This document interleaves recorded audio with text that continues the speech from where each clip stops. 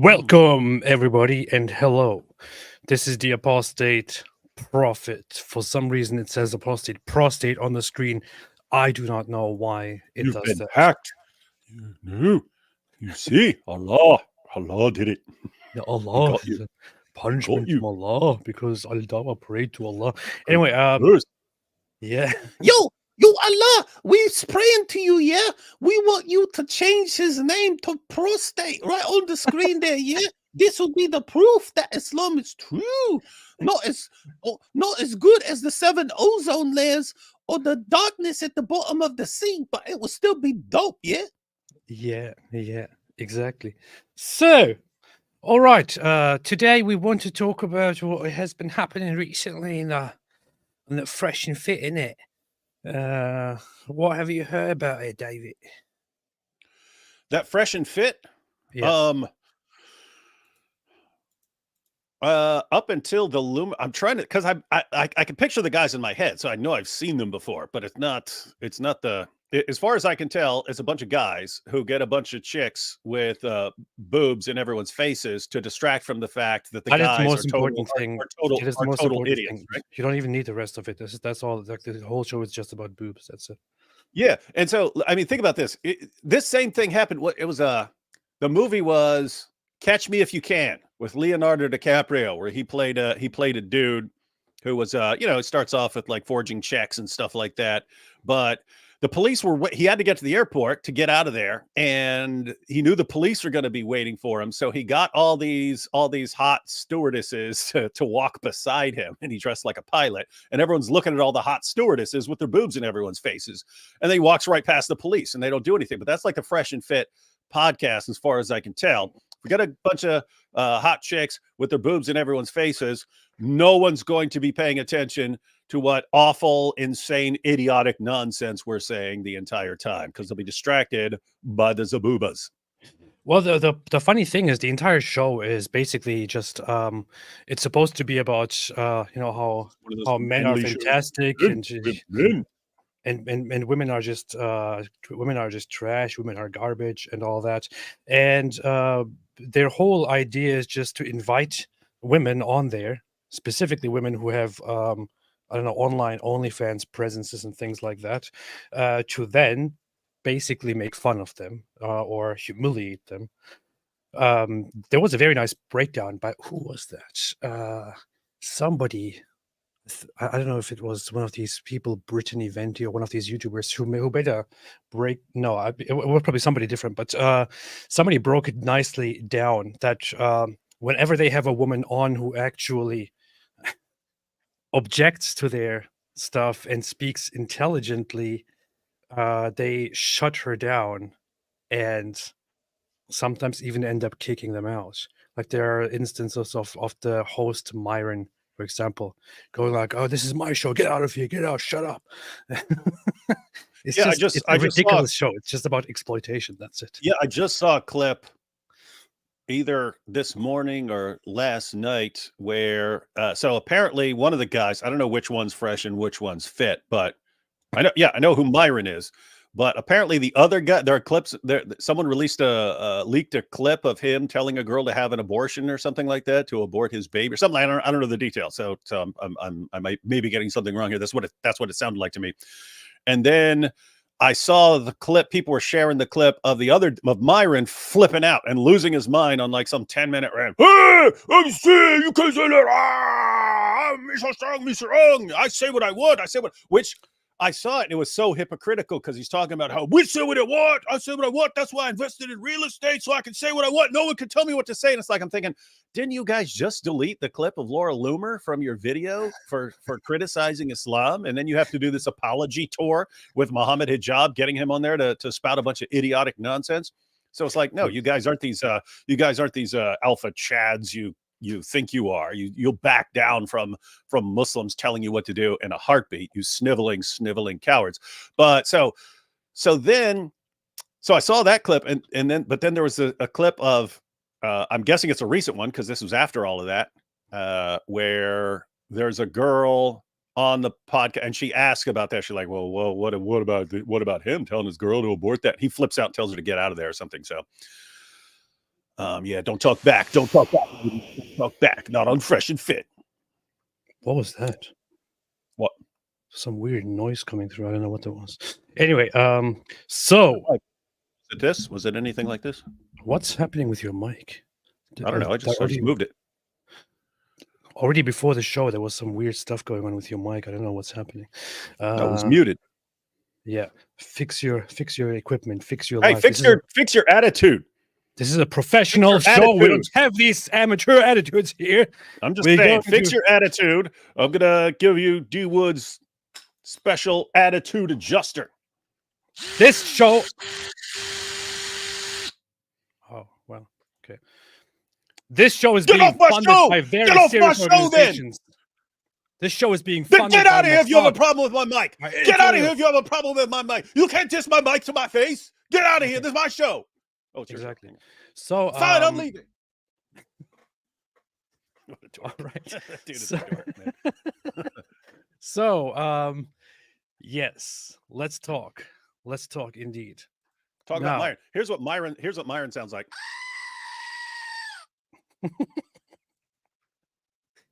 I have been reliably informed that when somebody talks about Fresh and Fit negatively, they very quickly attempt to take down the video or the stream through copyright strikes and things like that. That would be a fraudulent copyright claim because this would be explicitly stated over and over explained fair use. They should be aware of this.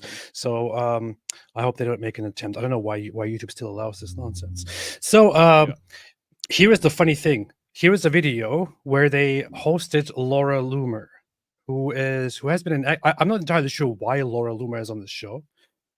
Personally, I always think I would never, even if I was invited by these people, I would reject immediately. I would not go there. And I'm not saying that that those who go on this show are terrible people. I personally would just not participate in this and would not go there because you're wondering the whole what show- people hope to accomplish. yeah, the whole show is just I don't know what to call it, but it's just so much garbage and humiliation. And I don't know, just look at the panel here. Like this is just all it is. A bunch of women put together and then talked down on by these guys, depicted as idiots. And that's Yeah, like all the look at show's that about. chick right there with her look at her boobs all like sticking out. Like imagine you were on this show. Like imagine I had to go on there with a Muslim dude and there are all these boobs in our faces. Me and the Muslim dude are gonna be looking dead in each other's eyes, just waiting for someone to glance over at some zabubas. That actually happened. This was years ago. It was one of my first debates. And after the debates, me and Nabil and the Muslim guys went out to an Arab restaurant. We're sitting there and I'm sitting across from this Muslim guy. And all of a sudden belly dancers come out and they're shaking it right in front of us. They're shaking right in front of me and this Muslim sitting right in front of each other, like eyes locked, like not even blinking, like dare you to look over there. Cause that's going to tell me everything I need to know about Islam. Oh yeah. I dare you to look, dare you to look. Anyway, like that the entire time. Yeah, so but anyway, and this also by the way brings a question that is this one here. Daniel Kikachu, in response to what we are about to watch, said, "Hey Laura Luma, you want to insult Muslims in Ramadan, why don't you debate me on Fresh and Fit podcast on Judaism versus Islam and women?" As soon as I saw this, I laughed a little bit and I thought to myself, why in the world does Daniel Kikachu want to be invited to Fresh and Fit Yeah. and debate with a woman about Islam versus Judaism? Why, Daniel? Why is this a good idea? Why is this even like from an Islamic perspective? Why is this even acceptable? I don't get it. Well, we know what the goal is. He's going to say, okay, so if she accepted, then he's going to contact Fresh and Fit and he's going to say, okay, guys, so I want the same format, bunch of ladies, but I want all the girls to be 5-year-olds.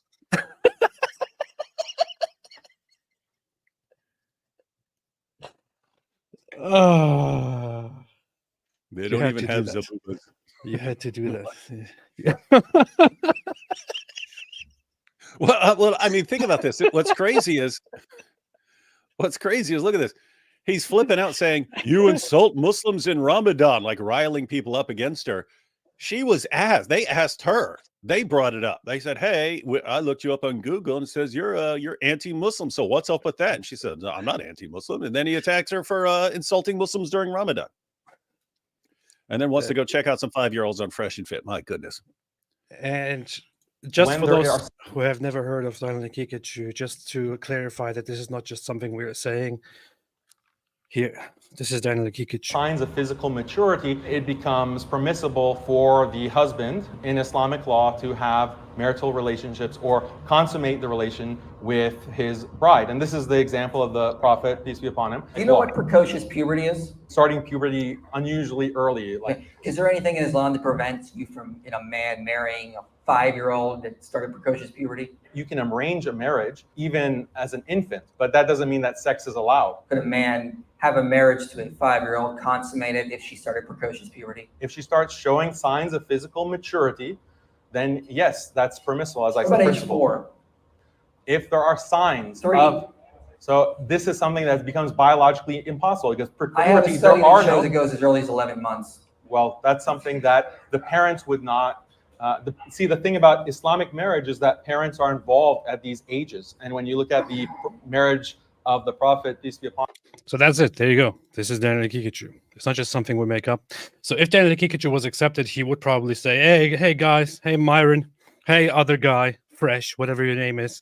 I want to come on this show. So I just want to make sure that there are no inappropriate looking women on this show while I'm there, not sitting there with their breasts on display.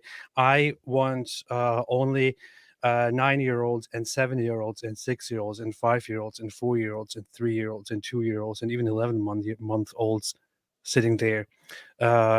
Please, can we make this happen, please? Then we could have a fantastic debate. I, Daniel Kikachu, will come and we'll have a great debate on your channel. I will make this place a better place, and then your channel will be much better and much less controversial.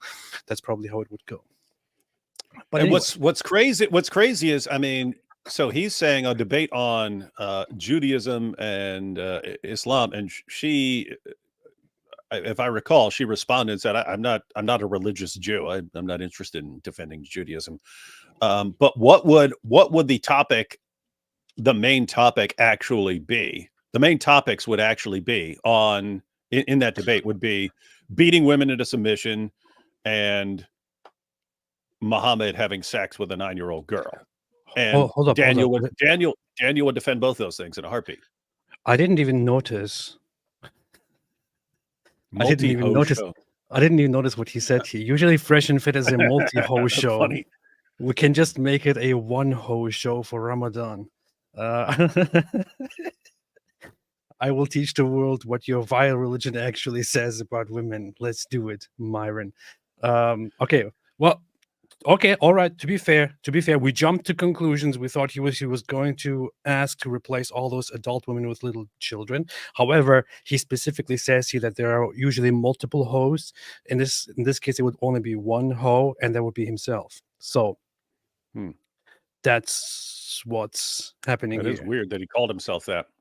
Yeah, it is a very strange thing to do. Very weird behavior. But this is Muslim politics. You never know. It's also weird that these guys love to resort to name calling. Yeah. Knowing that we can just call Muhammad a demon-possessed pedophile anytime we want. Yeah. Daniel, even if you call yourself a hoe, I would say it is just inappropriate to do this publicly, to resort to this. I mean, I call you a pedophile apologist or pedophile advocate because it's true. But if I don't know, this is kind of weird. So what's funny is on Fresh and Fit, this episode with Laura Loomer, where she's supposed to talk about Islam, we can see here that we can see here. What are you looking? What are you laughing? Nothing.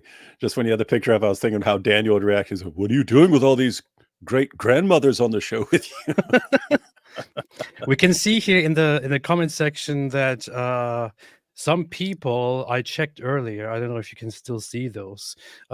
People were complaining about how how they let Laura Loomer talk about Islam. She's never talking crazy about Islam ever, and so on. What happened is that at first they had the section on here which says thoughts on Islam. You can see the timestamp 4820. Still the timestamp. When you go on 4820, something Yeah. strange Most of these guys- happens. Something very strange happens. Of like, oh, the woman is the prize. Like, women are a dime a dozen these days, you know? Yeah. Like, most of these guys, they don't give a shit about, like, what kind of woman you are. They're just looking for a hole to stick their cock in, right? Okay, so I have a question. But let me just finish this. Like, I think a good man is the prize because it's really hard to meet a guy these days that's monogamous. So they're clearly not talking about Islam here. I, like, made all this money just so I could full towards you as a like somebody. I mean, I don't dinner, look like I'm not anybody's sugar mom.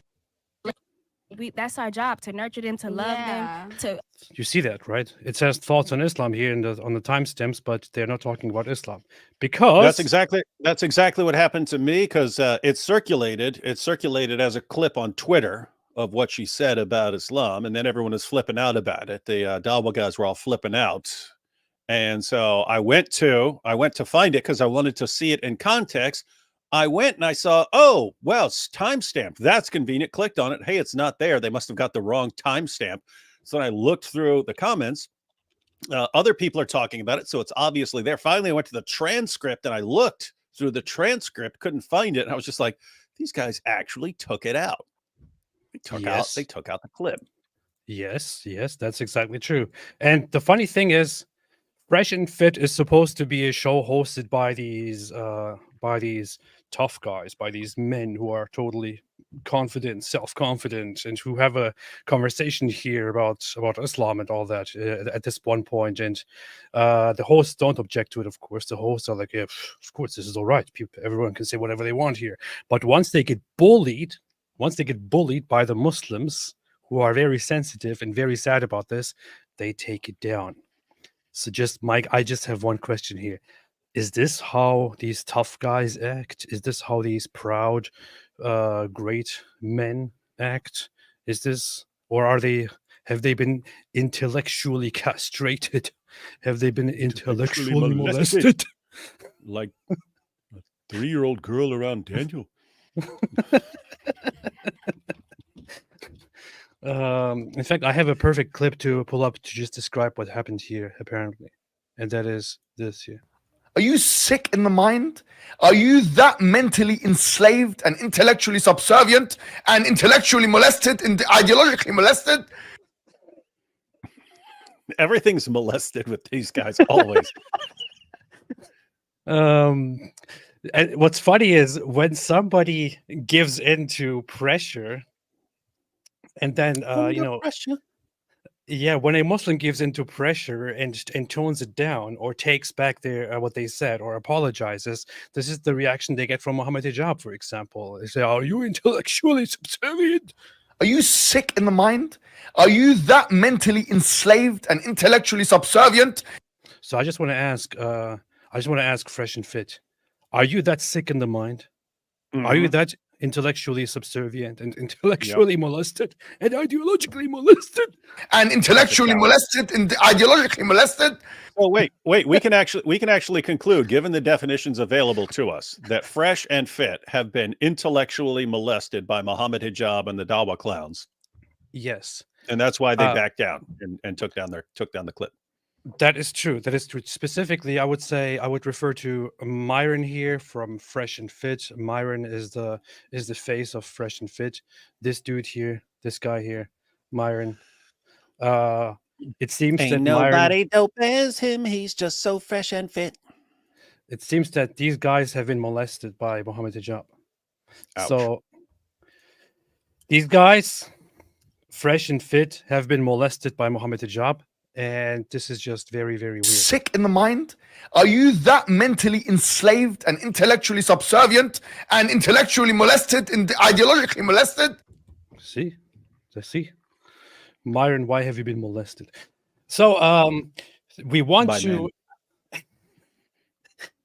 However, I went to the Muslim Rumble men, channel Muslim men. and looked at the Rumble stream of that very video. On Rumble, they didn't take it out yet. On Rumble, it is still there, so we can actually listen to what Laura said there. I don't know how Rumble works. You might not be able to take stuff out, to take clips out. Hey, he's got the communist. I had one of those. That's the Soviet Union. Yeah, why is he wearing a Soviet Union thing? Isn't he? Yeah, my grandfather worked at the embassy in Kiev and a couple other places, and this was after the collapse of the Soviet Union. I got like a Soviet military watch. Pretty cool.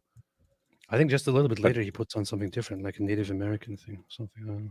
Yeah. So as far as Rumble, I don't know if it's like on YouTube. If you want to remove a clip from a video, you can just go in there and take it out. I don't know if you can do that on Rumble, so they might not even be allowed without taking it down and re-uploading it or something. And they might not want to do that. Yeah, maybe Rumble doesn't allow you to be intellectually molested.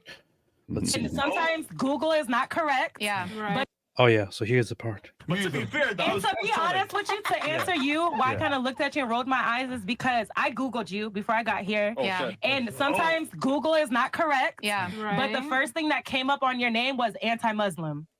Yeah. And it's Ramadan. So I feel like that was kind of like ironic that she's a host during Ramadan, anti-Muslim. So I wanted to ask you directly, is that the case? Wait, now he's wearing this. When did that happen? Anyway.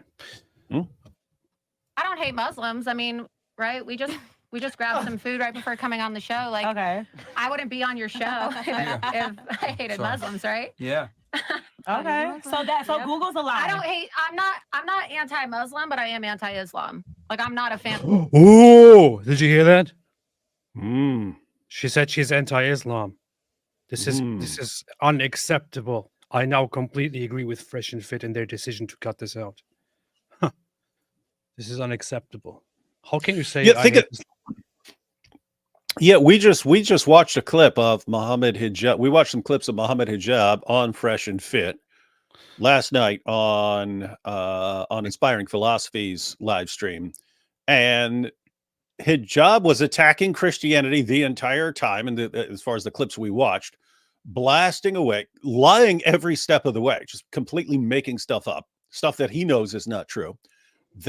Keep in mind, that's perfectly acceptable. But a woman cannot say, actually, I have a problem with Islam, for even like however long this lasted, like 2 minutes or something like that, tossed out a couple of criticisms of Islam. That's too much for them. Guys, notice what the Dawa guys want.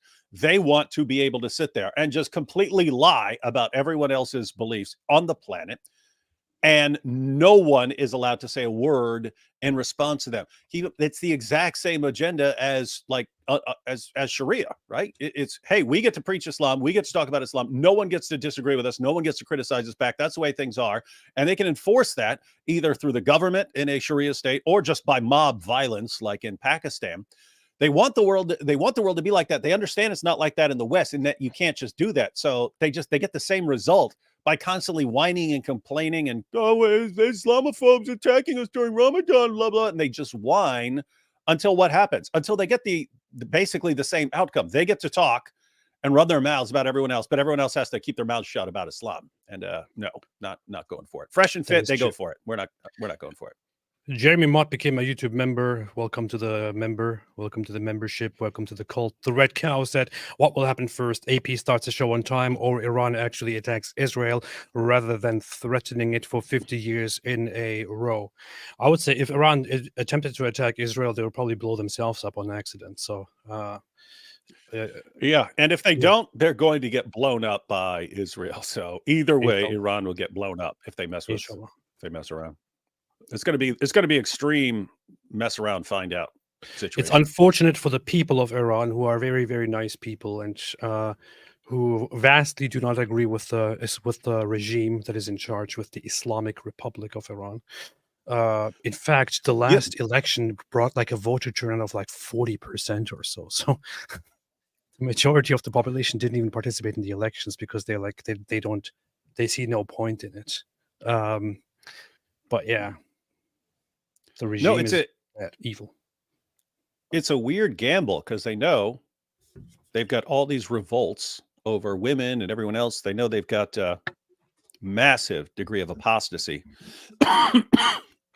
And so it's a strategic move. Let's go ahead and start up fighting with Israel, probably because a lot of the mullahs want to try and bring about the end times and so on, but also kind of a political gamble in that, hey, maybe if we start a war with Israel, then our people will rally around us and so on, versus if it goes wrong and it doesn't work out well, they've already got kind of enough problems to deal with in Iran as far as uprisings against the government and so on.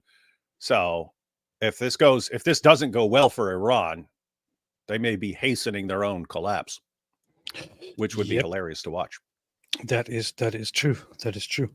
Fan of Islam because it's an oppressive ideology. I think that it's a supremacist ideology and it oppresses women. And like you yourself, you said you were joking, but you're not joking, right? When you said your parents left because you're Christian, you left because in these countries where they have Sharia law, you are not able to practice your religion freely, right? And so here in the United States of America, where they say we have so-called freedom of religion, well, like Muslims here in America are not living in reality because that's not the reality for like 90% of the world's Muslims. Wait a minute. She just made that woman who said that her parents left because they're Christian. She made her, and she apparently said it's a joke. She immediately made her admit it's actually true.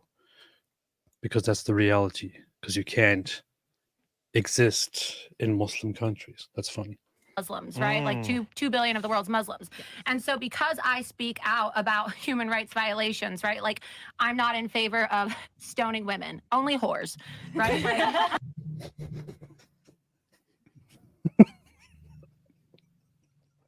What?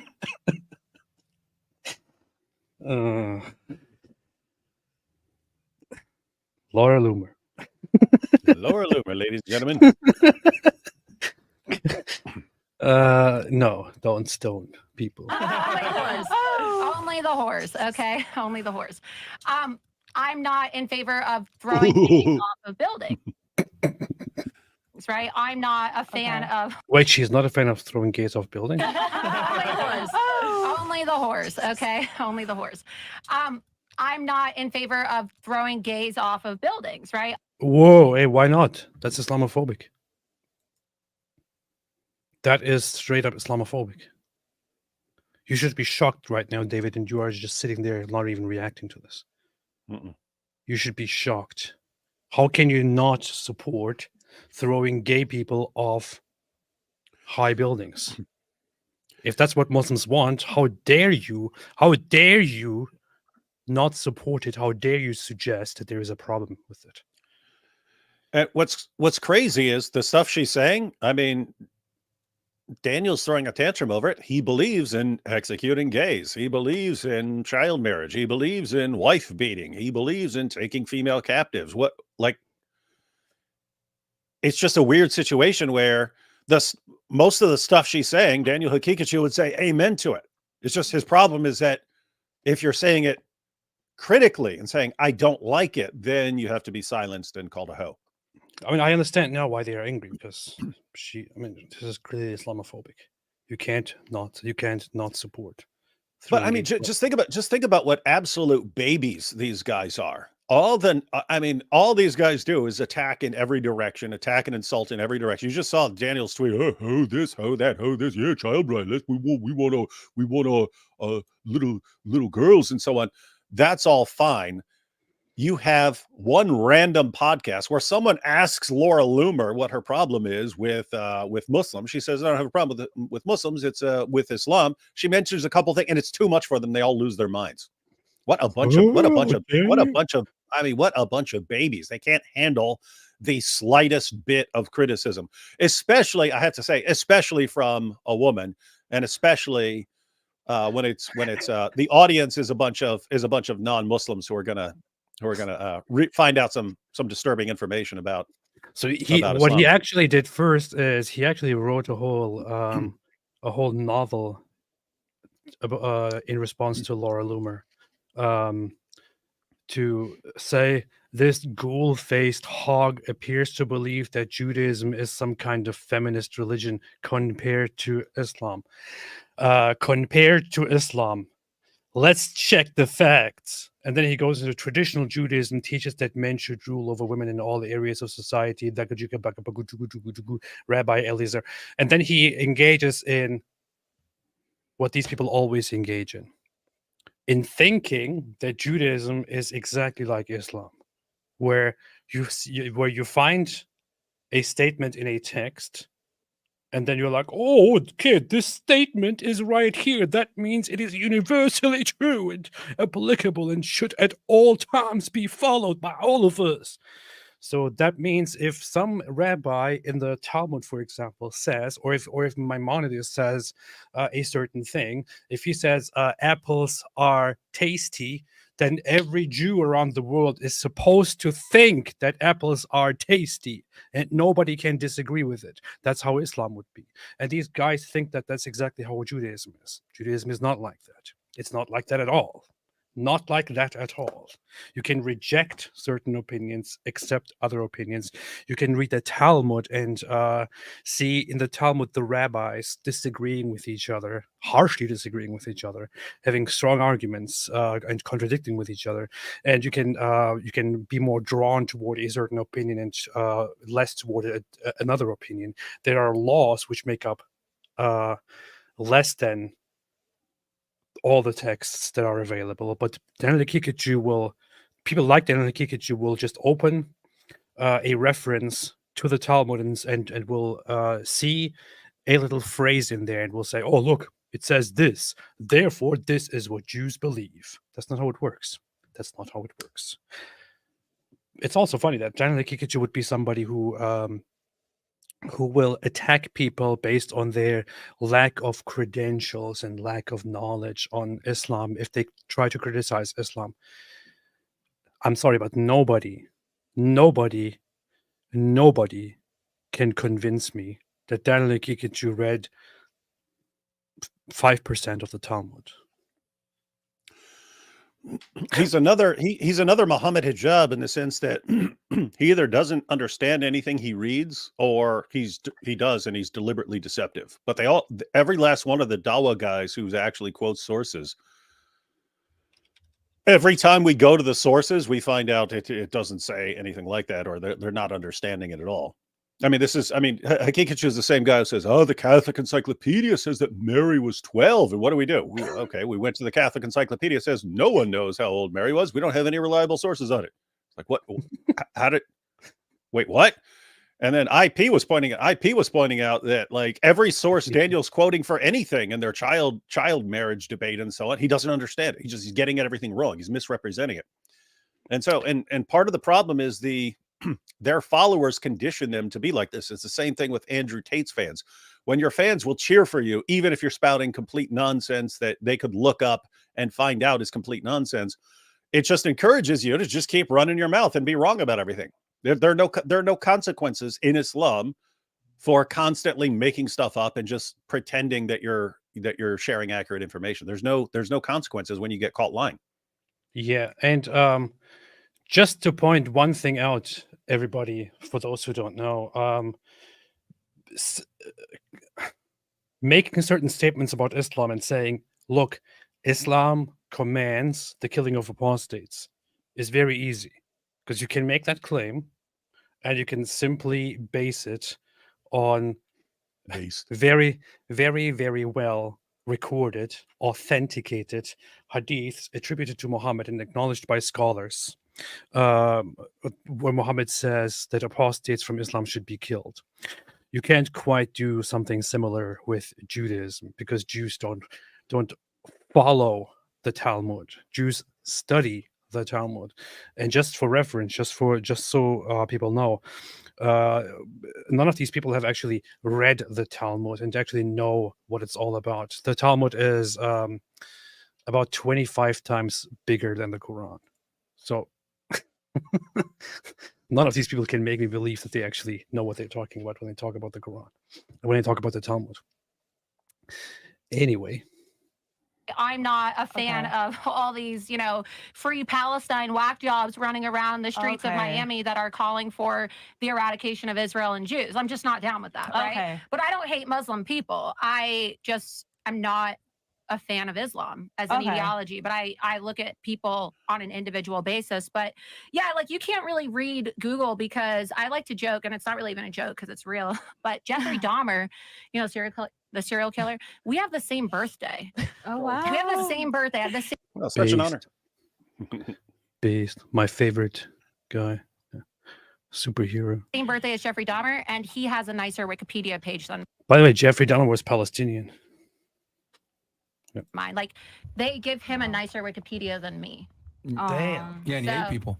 And that's what And she he said. hate people, You hate right? people. And that's what she said. She was like, we got to take that with a grain of salt because sometimes Google is not accurate. So I had to ask you myself. Yeah. And I understand your answer. I see where you're I coming mean, from. I'm anti-Islam. I'm not anti-Muslim, if that makes sense. Okay. And I'm certainly not a white supremacist and all that other shit they say about me online. Excuse me, but you know, Jeffrey Dahmer ate humans, but at least he doesn't have anything against Islam, or he didn't. So he didn't have anything against Islam. So I'm sorry, but you can't just compare yourself to that. If you are Islamophobic, you are the worst of the worst. If, however, on the other hand, you are a serial killer and you eat your victims, I mean, is that really as bad as being Islamophobic? Yeah, draw your own conclusions. Okay. Okay. Yeah. Yeah, the internet always But I'm glad that you. sensationalizes things. But I did catch you rolling your eyes at me. Well, I'm It's sorry. okay. I'm like a Sagittarius. My emotions show on my face. Yes. Hold on. Fire sign. We're Because I'm a close. Sagittarius. Must be angry. Wait. What night was it?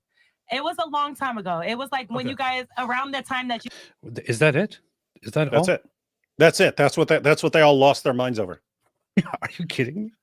That's I didn't even see the whole thing so far. But, are we sure that this is You it? guys had that episode, like literally right after. Which That was a episode? while ago. Which, Yeah. which With episode in particular? the dating app Blacked. Things like Shaniqua, Shaquanda, and Dab. Most everybody equally, you know, but people, some races tend to be more sensitive than others. Like when we make Asian jokes, they never complain, right? But when we say something about black people, right? Yeah, we don't. like they didn't say. That's it. But I just feel like people use that word so That's it. loosely. Like, That was it, dude. logically speaking, like why call them a racist when, like, you're black, right? You consider yourself. Okay, all right. So that was it. apparently, ladies and gentlemen, this part where Laura Loomer said that she doesn't hate Muslims, she hates Islam, because Islam is very much anti-woman and hateful, and it does these things like oppressing women, even killing gays and all that. These are the things that she doesn't agree with, and she dislikes Islam. Of course, she didn't go much into detail, but when I saw people freak out about this, when I saw Muslims go insane about this, I thought she actually gave some deep speech in which she made claims about Islam that may be perceived as controversial. But David, I don't understand. I don't understand what exactly is the problem. She said nothing that is even controversial. The things that she said are things that the Muslims agree with, and that they are fans of. So what are they angry about? In fact, the reality is way worse. The reality is way worse. She could have said way more. And if you started questioning someone like Daniel Hakikachu on his view of women and girls, it would actually be way worse than what she just said. Their real problem, which we talked about a little bit last night, is they're running out of ways to try and stop the avalanche of apostasy. So, they spent years using these stupid arguments, perfect preservation, scientific miracles. We spent so much time relentlessly debunking these arguments that they eventually admit that these arguments have been debunked. Their new plan, which has been their plan for a few years, is they want to dominate the social media podcasting influencer sphere because they want access to people who are still ignorant about Islam and who don't know how all their arguments have been debunked. So they want access to dumb people who don't know anything about Islam. Fresh and Fit is an ideal spot for that, but they don't want anyone criticizing Islam on these platforms because that ruins it. If all the hundreds of thousands of viewers find out, oh, this is what Islam teaches, it's going to ruin the dawah, and then they're going to have nothing. So anyway, they're kind of going all in on like Sneeko and Andrew Tate and getting on podcasts and so on. And even a little 2-minute section of someone criticizing Islam is a threat to that. And so they lose their minds. But yeah, I mean, just what a bunch of all the things that are going on, all the ideologies that are being criticized all over the place. You guys can't handle someone asking Laura Loomer, "Hey, what's your issue?" And she gives a brief response. They can't take that. Bunch of babies, man. You know what's funny? I just looked at Mohammed Hijab's YouTube channel to see his response to the whole issue, and his latest video was published 5 days ago, and is called "Exposed: Terrorist Plot to Attack Norway Mosque with Machine Guns in Ramadan." Then they very briefly show some online social media posts of attacking mosques in Norway, but the whole video is just an incitement to donate to their dawah thing in Norway, to help them build a fence and spread the cause and have security and things like that. That's it. This is how messed up these people are. I'm sorry, but this is just so this is so dishonest and so messed up. That video is titled "Exposed: Terrorist Plot to Attack Norway Mosque with Machine Guns in Ramadan." And the whole video is just about donate to us, so that we can be secure and we can spread the da'wah. Believe in Allah and His Messenger. And believe in Allah and His Messenger, and to make Norway a safe space for the caliphate. What scum, man. These people are scum. Absolute scum. Boy. I don't even know what to say. Gosh. Don't even know what to say. Don't even know what to say. So we want to conquer the world and marry a bunch of little girls and beat women and so on, and you're just not allowed to say anything about it. Got to keep your mouth shut. Yes. Here is first thing that happened where Sneeko Updates posted this clip of Laura Loomer talking about Islam, and the caption said, "Myron is an embarrassment to all Muslims. Wallahi."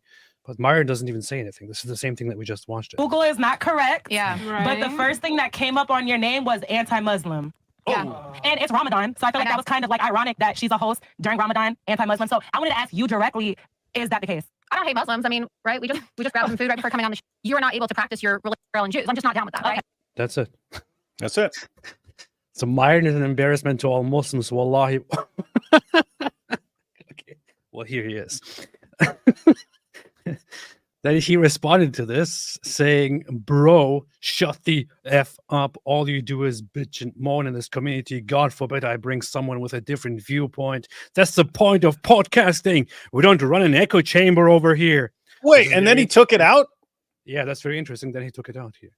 What a coward. Oh my goodness. Hey, how dare you allow them to criticize Islam? I'll do whatever I want. Why can't you take anyone having a different view? That's right. We stand up for freedom of speech. Okay, I'll take it out.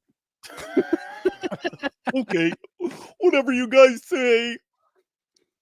Myron, why are you sick in the mind? Are you that mentally enslaved? He's sick. And mentally molested and intellectually molested. You're sick. You are sick. Yeah. Here's our dear friend Dilly Dally Hussein. He said, "Don't care how alpha, traditional, or red pill you are. A Muslim man who can't defend Islam and Muslims is an effeminate beta man. And that too against a genocidal Zionist witch. And that too in the month of Ramadan." Oh, our holy month. His defense, "I'm not about echo chambers." Clown emoji. Yeah, he is. He took it out. Can you believe these guys all whined? And at first he's like, "You can't tell me what to say on my show." And then he takes it down. Wow. Wait a minute. I didn't see this response here. Laura Loomer says, LMAO, why would an alpha male want to defend Islam? You believe that Muhammad is the perfect man. Muhammad raped women. Muhammad killed Jews and Christians. And Muhammad was a pedophile. Why would anyone want to defend that? I'm genuinely asking alpha you. males defend pedophilia. Yes. I genuinely asking you. Islam states that Muhammad is the ideal perfect man. How do you defend that, Dilly? Don't attack Myron when you know deep down I'm speaking the truth. You see? You see? You can't acknowledge I'm right because that would be considered disrespecting the Prophet, which is punishable by death in Islam. But if you want to keep playing this game with me, I have tons of Quran verses I can send you to, Dilly Hussein. So again, where did I lie? Because you being triggered doesn't make me a liar, but it does make you an enabler. Huh. That's pretty based, to be honest. I must say. Based. I haven't always been a great fan of Laura Loomer, but it's pretty based. Yeah, no, me neither. But what's the problem with Laura Loomer? They never understand different personality types. They never get it. They never get, hey, yes, one person like you remember Pearly Things, right? Pearly Things like, wait, I just heard that Muhammad boned a little girl. Is that true? But she said it, and then they all jumped on her and like threatened her, and then she backed down and started getting very, very polite. That works. That approach works with lots of people. There are other people where if you come at them, they're going to come back at you harder. They're going to be more brutal in their criticism. And you could, I mean, my goodness, you could spend 5 seconds watching Laura Loomer and tell that she's the sort of person, if you fire at her, she's going to be firing back even harder. And hey, their brilliant plan. Hey, let's really go after her really hard. I love how she handles this, though. Let's take a look at how women are treated and what they are subjected to in life by alpha Muslim men, since you have taken issues with my comments on Fresh and Fit. Also, please understand that I don't give a shit about Ramadan or your tequila tactics. To draft young men via the Red Pill podcast world into thinking that Islam is a religion of peace or an acceptable ideology in the Western world. This attitude here... Please understand that I don't give a shit about Ramadan. Keep reading. Good stuff there. That's good. I will never respect an ideology that worships a pedophile, warlord, and slave owner as the most ideal man in the world. Muhammad should be condemned, and there should be a massive global Islamic Reformation movement to remove the toxicity of worshipping Muhammad from Islam. Islamic blasphemy laws and apostasy laws need to be banned. I won't back down from my position. My dog is named Mecca. Should have said Muhammad. That should show you how much I care about or value your opinion or your calls for me to hold Islam in high regard, Dilly. Isn't it hilarious though that like the mentality of these guys? It's a month of Ramadan, therefore everyone needs to respect our calls to violently subjugate the world. Everyone needs to respect our views about molesting little girls. Everyone needs to respect our claims about Jews and Christians. Yes, the Quran says that Jews and Christians are the worst of creatures. Jews and Christians, you need to respect that because it's Ramadan. Like, what planet are these guys about? Guys, if it's Ramadan for you and you want to gorge yourself with food multiple times per day, we're not stopping you. But on what planet do you guys think you get to tell the rest of the world what they're allowed to say during this month? I don't know. It's insane. Also, this whole attitude is like, oh, we are real men. We are strong men. We are confident men. And we will never allow our feelings to get hurt during Ramadan of all times. Oh, we can't do it. It will never happen because we're such strong alpha males. We're so strong. Please look at big Muhammad hijab is. He's so strong. That's us. Please don't disrespect the Holy Prophet Muhammad. Please don't do this. Seriously, man? Yep. Welcome to Seriously. Islam. Ridiculous. Absolutely ridiculous. Dilly said further, listen up, Laura Loomer. I generally have a non-respectful engagement policy with Zionists, especially Zionist Jews. And I will explain why. No human that unequivocally supports the brutal occupation and theft of another people's land, violently displaces them from their homes, and then justifies it through apartheid and Judaism deserve... Wait. Through apartheid and Judaism? What? Go ahead. What do you want to say? Oh, I'm just like, this guy's flipping out over the occupation and theft of other people's land. You mean like what Muhammad did, and what Abu Bakr did, and what Umar did, and what Uthman did, and what Ali did? These guys condemn their own religion and their most important religious figures like it's a sport. You know what's funny? As a Muslim, I grew up basically priding myself, or being taught to be proud of the Muslim conquests of other people's lands, pretty much, including, for example, especially with an emphasis on the conquest of Constantinople and Anatolia, and further into Europe, taking all those Christian lands and basically subduing them and turning them into Islamic lands. So I grew up as a Muslim in an Islamic environment, in an Islamic family, to be proud of that kind of stuff. We're proud of that. However, now on social media, it seems that Muslims are telling us that it is actually a bad thing to occupy other people's lands and to take people's lands. I don't understand exactly what's happening here. Yeah, by the way, so they actually use this as apologetics, the Islamic conquest. Remember Muhammad Hijab with Jordan Peterson? Islam spread so fast and we won so many battles. This is proof that God was with us. And Jordan Peterson, why didn't it work in Europe then? Well, it didn't work there. It didn't work there. Allah has no power over Europe. He's not strong enough. He's only strong in other places. But think about that, right? But I think that's actually one of the main reasons they're so obsessed with Israel. If they take your military conquest of other, because I mean, they did this when the Muslims won the battle of Badr. It's, you see, God is with us, and then they lose the next battle, and it's because of him. He did something wrong. That's why we lost. That's why Allah wasn't with us. And then they win the next battle. You see, Allah is winning, and like their victories are proof that God is with them. Well, what happens when a tiny group of Jews can smack down the entire Ummah and there's nothing you can do about it? What's that mean? I mean, God's not on your side, that God's actually on their side? That's like a threat to their entire theology and mental health stability. So they lose their minds over it. They lose their mind. We can't take it. We can't take it. Look, it really, really looks like God's not on our side. And so what do they do about it? Well, we'll whine on Twitter. We'll whine on Twitter. This will get Allah back on our side. Yeah. Allah will see that we whine on Twitter, and Allah will be very sad about that, and he will sit there and he will think, oh, look at this, my servants are sad, they're upset. Look at all these tweets that they're making. Maybe I should do something. Allah's gonna be like, I'm gonna help them with my two right hands here.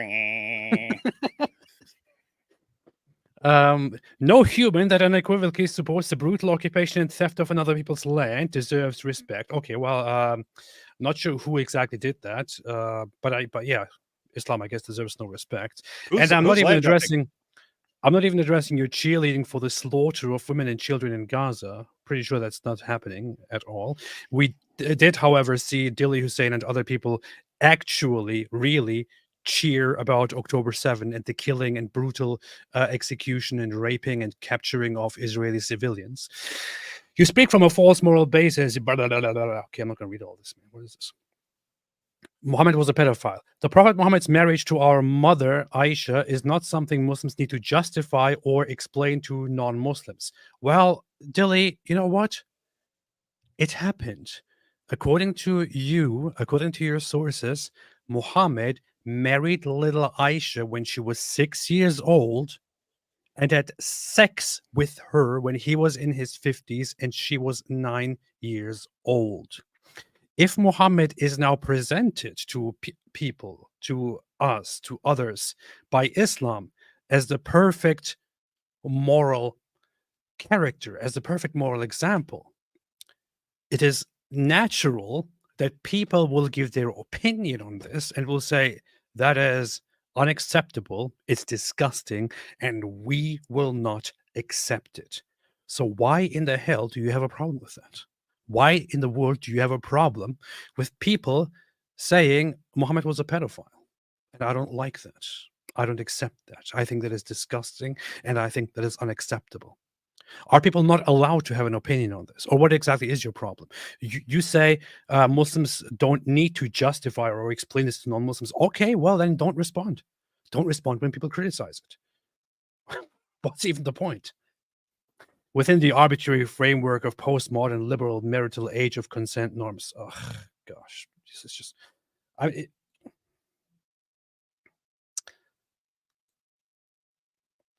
if you're muted, David. You're muted. Oh, David. no. The whole mentality of it's shocking.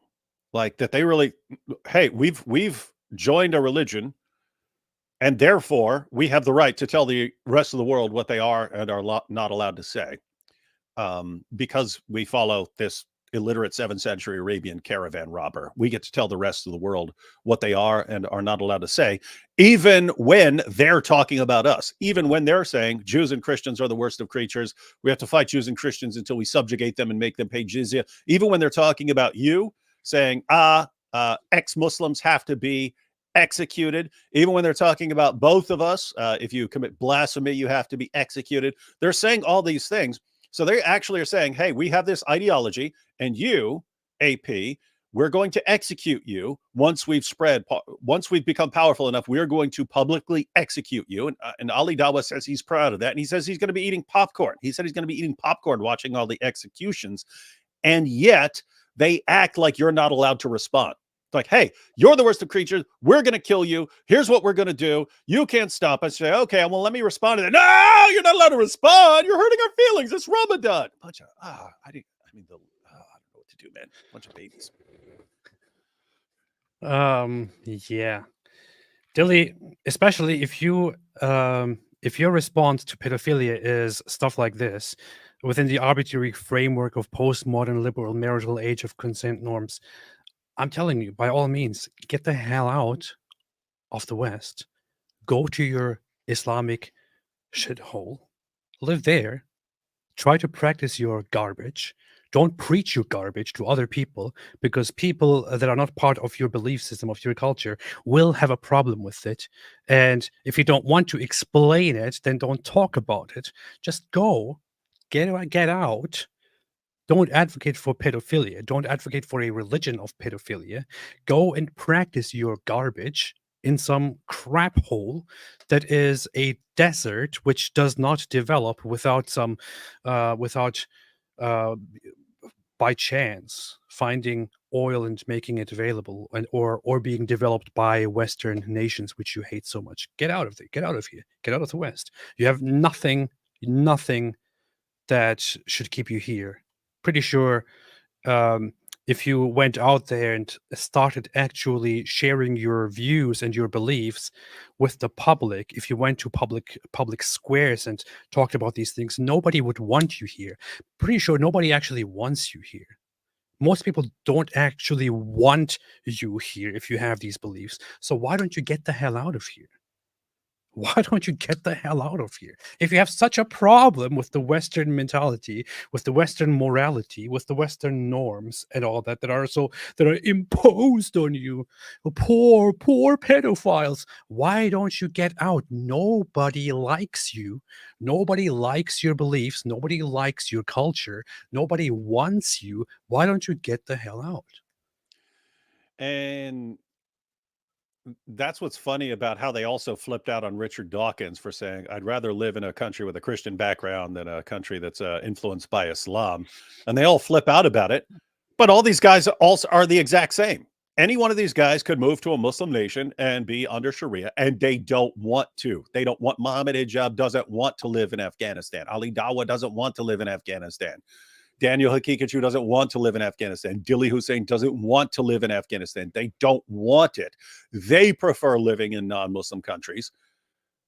And so it's just amazing where Christians, atheists, and Muslims can all agree we don't actually want to live in a Muslim country.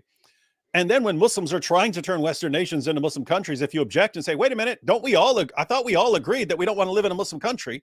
It's like, no, we're programmed to do this. We have to keep doing it. It's weird stuff, man. It's weird and insane stuff. And then there's this post here is that the thing where he flipped out?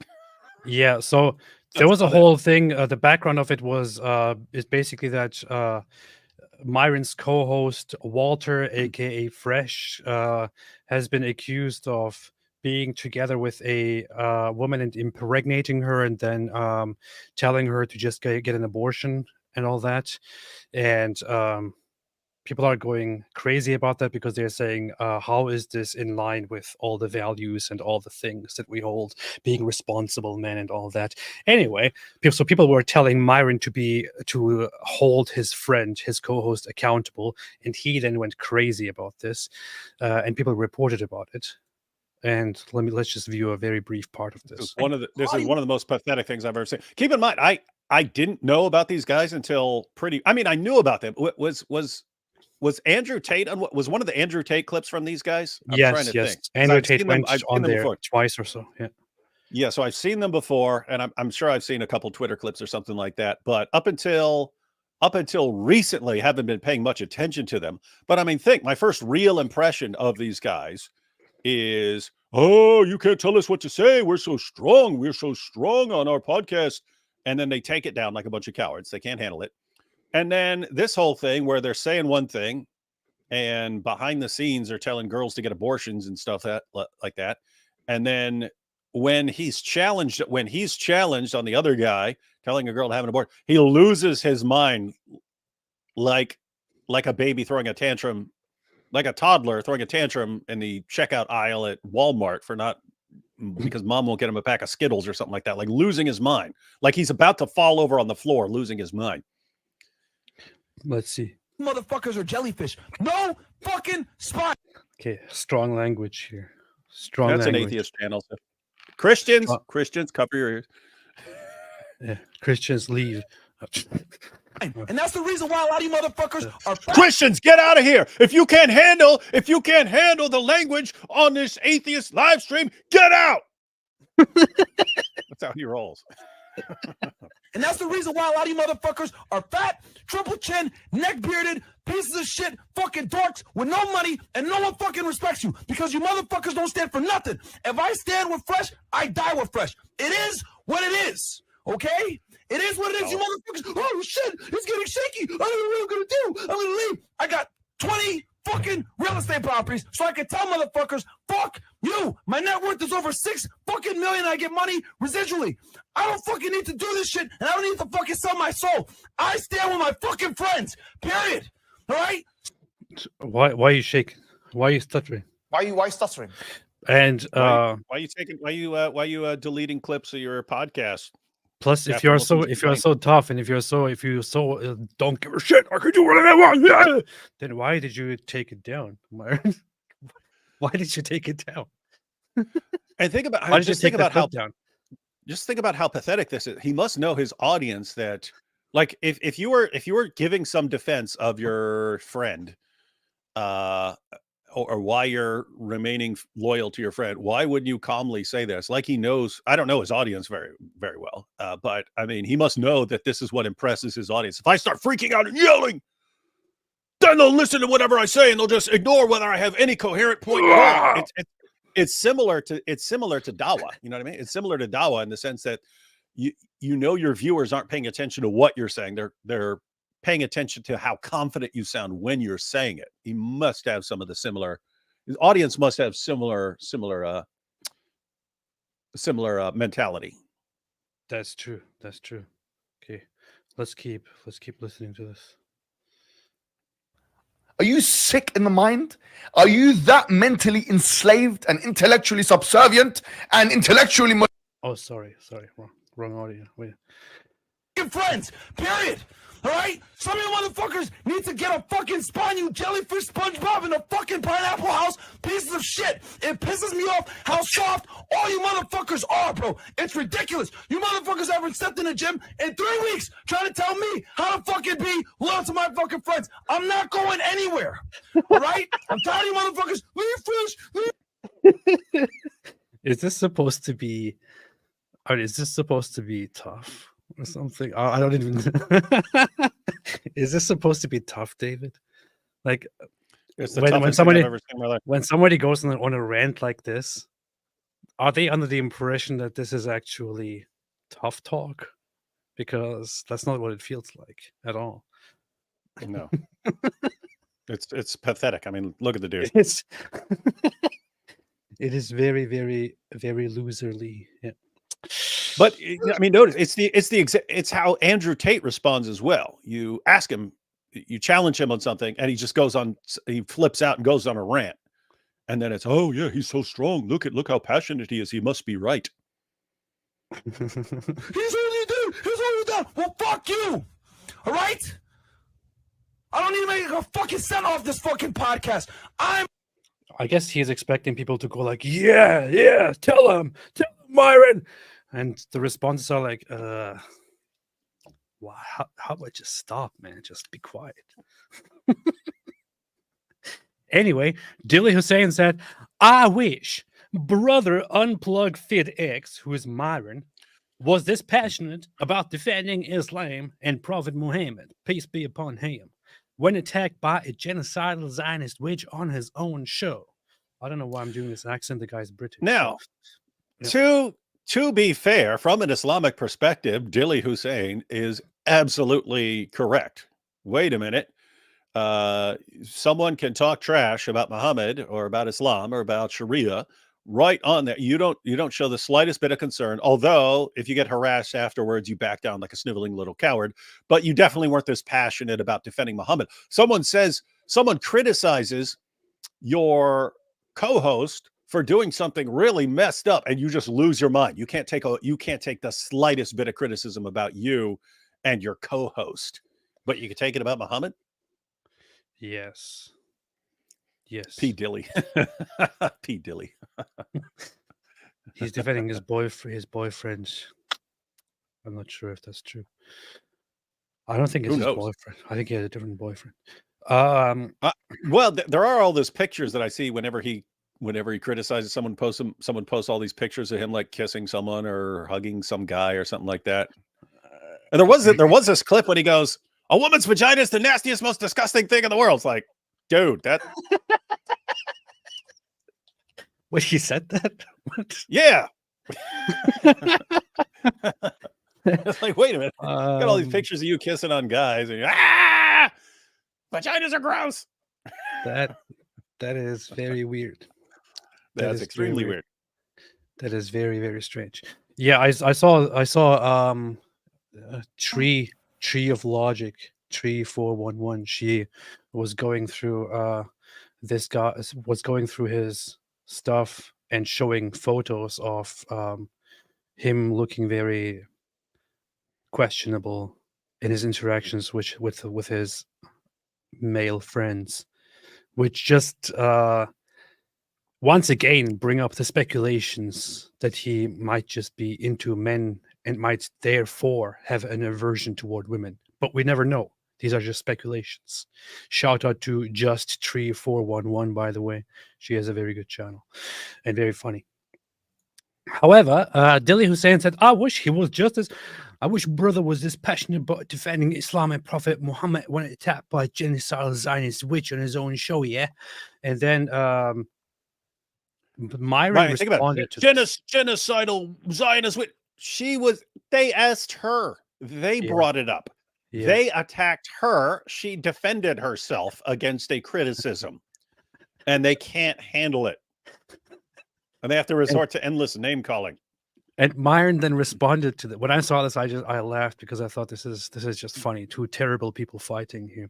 Myron responded to this with, shut the F up. All you do is bitch about Laura Loomer when I've been clear I'm not religious. I'm an American and a free speech enthusiast. Stop your bitching. And then he takes it down anyway. Yeah, and then, I'm and then a free speech enthusiast. I'm an American. I will never back down. Okay, I'll take it down quietly. Yeah, okay. God. I'm an American. I stand for free speech. I'm a real guys, American. Delete that part. Delete that part. I'm sorry. Just delete that part. Fighting for the rights of every man. I'm a real American. Look at the quartering. How could you be religious when you're out here aborting babies like hotcakes? And look at Myron's response. You clearly abort diet and exercise. That's why a cross-dresser gay dude. What? Messed you up in real life? Oh man. Yeah, this guy's a scumbag, so the quartering is a scumbag.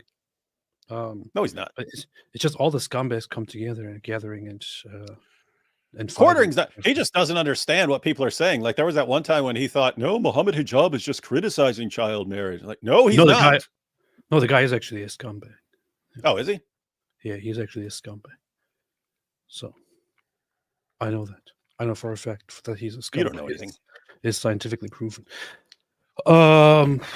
Just take a look at how women are treated and so on and so on.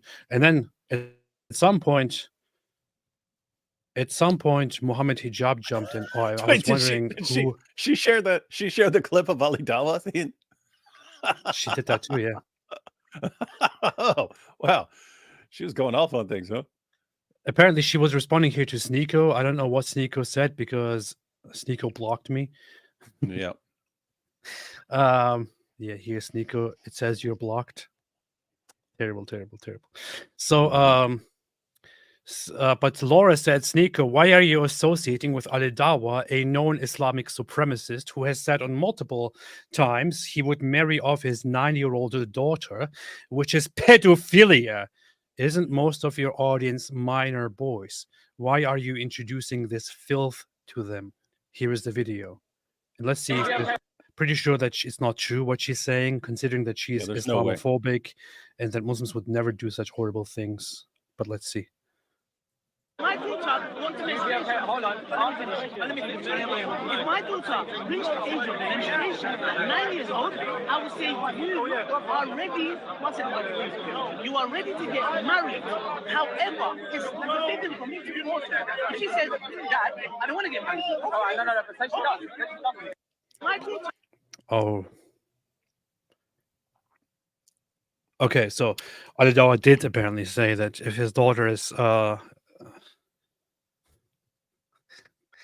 if his daughter went through menstruation at the age of 9, then he would tell her you are ready to get married. And the interesting part here is he says I wouldn't force her. If she says I don't want to, then I'll say okay, because it's forbidden for me to force her. There is actually among Islamic scholars and Islamic tradition and Islamic jurisprudence very much disagreement on that, and it is I think predominantly accepted that you don't have to seek a little girl's approval if you want to marry her off, and especially if she doesn't say no, then her silence is her consent.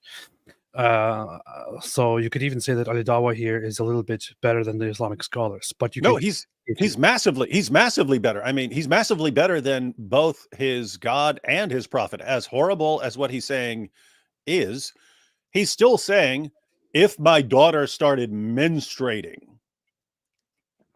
at the age of 9, so he's actually waiting for that. You don't have to wait for menstruation according to the Quran or according to Muhammad. Muhammad did not wait for Aisha to menstruate when he had sex with her. And the Quran specifically refers in Surah 65, verse 4, to prepubescent girls, to consummating marriage and divorcing prepubescent girls. So, I mean, even Daniel said he believes he has to wait for signs of maturity and so on. And so as awful as these guys are, they're still better. They're still better than Allah and Muhammad. And that should tell you something about the religion. Yes. But yeah, so this guy here clearly says that he would tell his 9-year-old daughter that she can get married and would potentially marry his daughter off at the age of 9. That is what we're dealing with. And of course, people got kind of angry about this, about the fact that she shared this fact. Then Muhammad Hijab came in and said, keep talking, Laura Luma. We have information about you, which, if released, will ruin your life. Perhaps you would like to cleanse your sins by providing charity to Gaza and other affected areas on the link below. It's kind of funny how he completely distracts from the point here and goes to donations. No, he goes to blackmail. we have information. And by the way, think about this. Like, wait, she just says something, and you guys have this file of info that can bring her down that you're threatening her with, and now she has to donate to Gaza, or else you're gonna expose her. Yeah. And then Laura responds to that and says, "Oh, so now you're trying to extort me. I'm not scared of you, Mohammed. You worship a pedophile who married a 9-year-old. And true to your name, you are literally on video supporting pedophilia. See video below." Met Police. It tags to Met Police. I will expose anyone who is trying to harm children. Pedophilia has no place on X or in society. This can't be true. This can't be true. Muslims would never say something terrible like that. Let's see. No, we don't think there's any problem with it at all. We think that it's just because we have a different idea of what it means to be a child, which can be tracked historically. But now, if the situation has changed, we say that if the trajectory principle in Islam is, you can do what you kind of want, so long as, I'm not going to say you can do what you want so long as you're harming. You can marry whomever you want to marry, so long as it doesn't cause them harm, physical and psychological. So, for example, if I marry a 100-year-old woman, or Sneeko, if you marry with your tank top a 100-year-old woman, and you Look, get trying to get Sneeko to laugh, and Sneeko's like brain dead right there. I mean, probably stoned. Yeah, Sneeko just woke up after doing some crack and sleeping through 2 nights, and is now sitting there totally confused. And this guy is talking to him about how it's okay to marry little children because we have a different definition of what a child is. Yeah, that's the situation. You might have some kind of health problem. So we would say that, well, if you were to be intimate with a 14-year-old or 13-year-old who's got huge hips and huge breasts, big round butt, and huge zaboobas.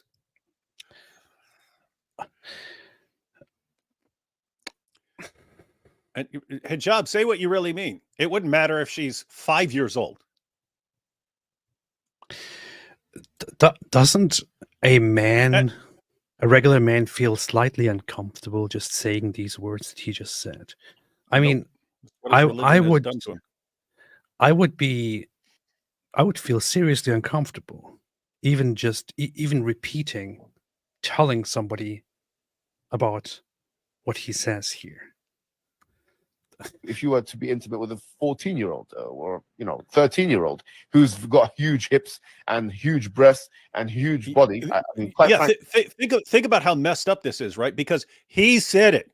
He's the one who pointed out in that famous clip we went all the way through, where he says the Quran does not require. There's no requirement to wait until a girl is pubescent. He said you can't get around that. You can't get around the fact that the Quran is talking about consummating marriage with prepubescent girls. So if a girl is 5 or 6 or 7, Daniel Hakikachu acknowledged, yeah, she's 5, she's 4, whatever, as long as there's, Daniel, again, is making requirements that the Quran doesn't have. The Quran doesn't say you have to wait for signs of maturity. That's Daniel Hakikachu saying that. The Quran doesn't think you have to wait for that at all.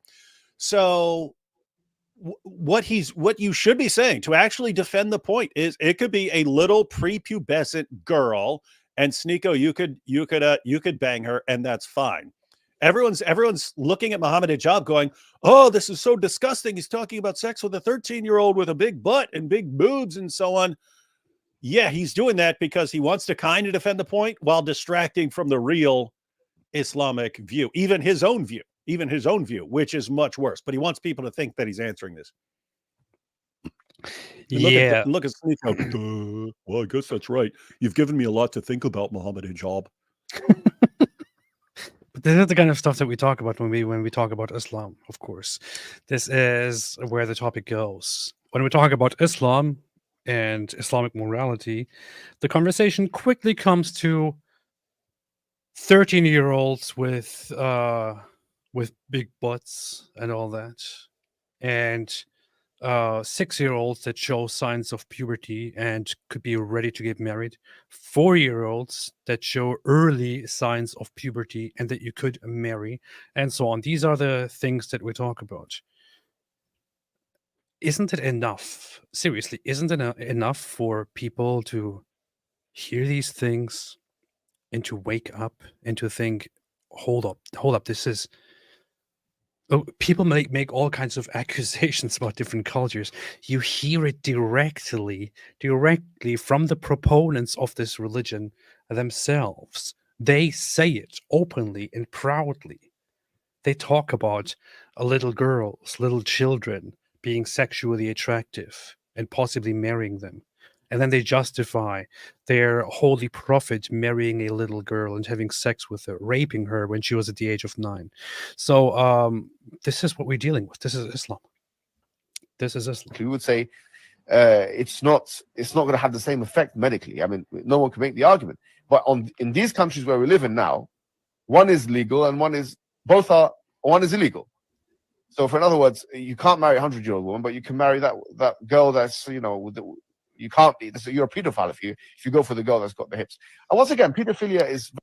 There are probably different reasons for this, Mohammed Hijab, but of course, equating a little child who does not really knowingly and willingly consent, whom you harm permanently and damage permanently, comparing that to a 100-year-old that you might have sex with and that might, as a result, die because you are so strong. What a thing to talk about, by the way. That's a little bit absurd. That's a very dumb comparison. Yeah, guys, for people who don't understand the insanely stupid reasoning that Mohammed Hijab gives in these when he defends the Islamic view, his claim is, oh, you guys are complaining because Islam allows child marriage and sex with prepubescent girls and so on. But think about this. Western nations would allow Sneeko, it would be legal for Sneeko to marry a 100-year-old woman. Beast. But he could do damage. If he's a young virile guy and she's an old fragile woman, he could actually damage her. Oh my goodness. So it's the Western law that has a problem, not the Islamic law. Why would you allow this? Yeah, not realizing if you're actually hurting an old lady and she says no, she's allowed to speak up. And yes, if you try banging her and hurting her and injuring her and she's telling you to stop, you can actually, yes, you would go to jail over that sort of thing. So his responses are made for complete morons, and it's no coincidence that he's talking to Sneeko. Yes, that is what we do. Very relative.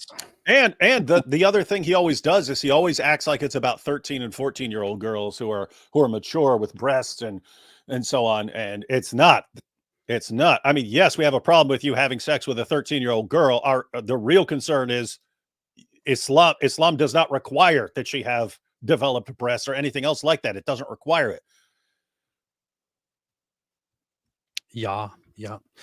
This whole feud between Laura Loomer and Mohammed Hijab continued a little bit, and then she apparently looked into Mohammed Hijab's business affiliations and found some evidence for tax evasions or some things like that, and made that public and said, how about that? You threatened me, now we are coming for you. But I don't know enough about that to go into the details of that. But yes, that is brewing on one hand, and Mohammed Hijab has been silent ever since Laura came with that response. But yeah, so Laura Loomer is obviously not scared of these people, and unfortunately Myron from Fresh and Fit is scared, or Fresh and Fit are scared, because they have been intellectually molested by this guy here, by this intellectual molester, this molester here. They have been molested by this molester, and that is what's going on. That is what's happening. That's the reality of the situation that we're dealing with. Alhamdulillah. Yep. Are you so far? Do you understand everything so far, David? Do you have any questions? Nope. Seems like a bunch hold of up. Let's garbage people all flipping out on Myron for allowing a Jewish woman to speak. Yeah. Conquered, and then he knocked the rock again. He said this in his weakest moment. He said that the Yemen has been conquered. I see that the expansion of the Islamic Empire is a proof for Islam. And it's not just me. Even historians say this. Barnaby Rogerson, he said the fact that Islam spread to the Roman Empire and the Persian Empire is equivalent to is equivalent to Eskimos taking over Russia and America. I believe it's miraculous, if anything, that this happened. I don't think it's unjustifiable. I think actually, Jordan Peterson, to be Then completely why honest did with it you, stop at Europe's borders, so to speak? If it was a well, miraculous it expansion. stopped out because of it wasn't successful there. It wasn't. It stopped where Think about this. He's talking about, you see, this is divine intervention. Allah's on our side. Allah is helping us conquer all these lands. It's miraculous. Why didn't it work in Europe? Wasn't successful there. It's so funny. What's so funny about this is also that his reaction to that question here. Then why did it stop at the borders of Europe? Is well, it wasn't successful. They just didn't. You know, it's like he never even thought about this question. Like he never thought about this follow-up question here, and he's completely baffled by it. Yeah, and I mean, think about the follow-up after that, and so why was Israel just able to spank you guys left and right? I don't know. Maybe it still doesn't work. It worked for a little while, and then Allah, he got to Europe, and he was all tired and worn out, and he couldn't fight anymore. Well, it's just it wasn't successful there. It's just it didn't. Point is that it's not like the Christians at that time in Rome cared.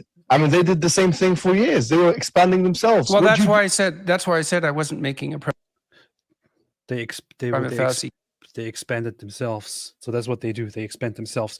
I have a very good book recommendation for that topic, by the way, which I make quite often.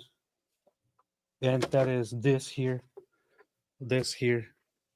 It is called In God's Path, The Arab Conquests and the Creation of an Islamic Empire by Robert G. Hoyland. Very good book on the Islamic. You ain't been reading any books. You watch videos. I never read. I haven't read a single book in my life. I didn't read this. Why would I read it? But I know it. 'Cause I look at it and I'm like, hey, that looks nice. So therefore, because it looks nice, I completely recommend this book as a solution, as something that sufficiently explains the early conquests of Islam and how they happened and how it wasn't miraculous at all. At all. It actually gives very, very good explanations on how it all happened. Another book, what's that called? The Sword and the something. How do you say that? Do you say scimitar or scimitar? How do you say that? Scimitar. Scimitar. That sounds terrible.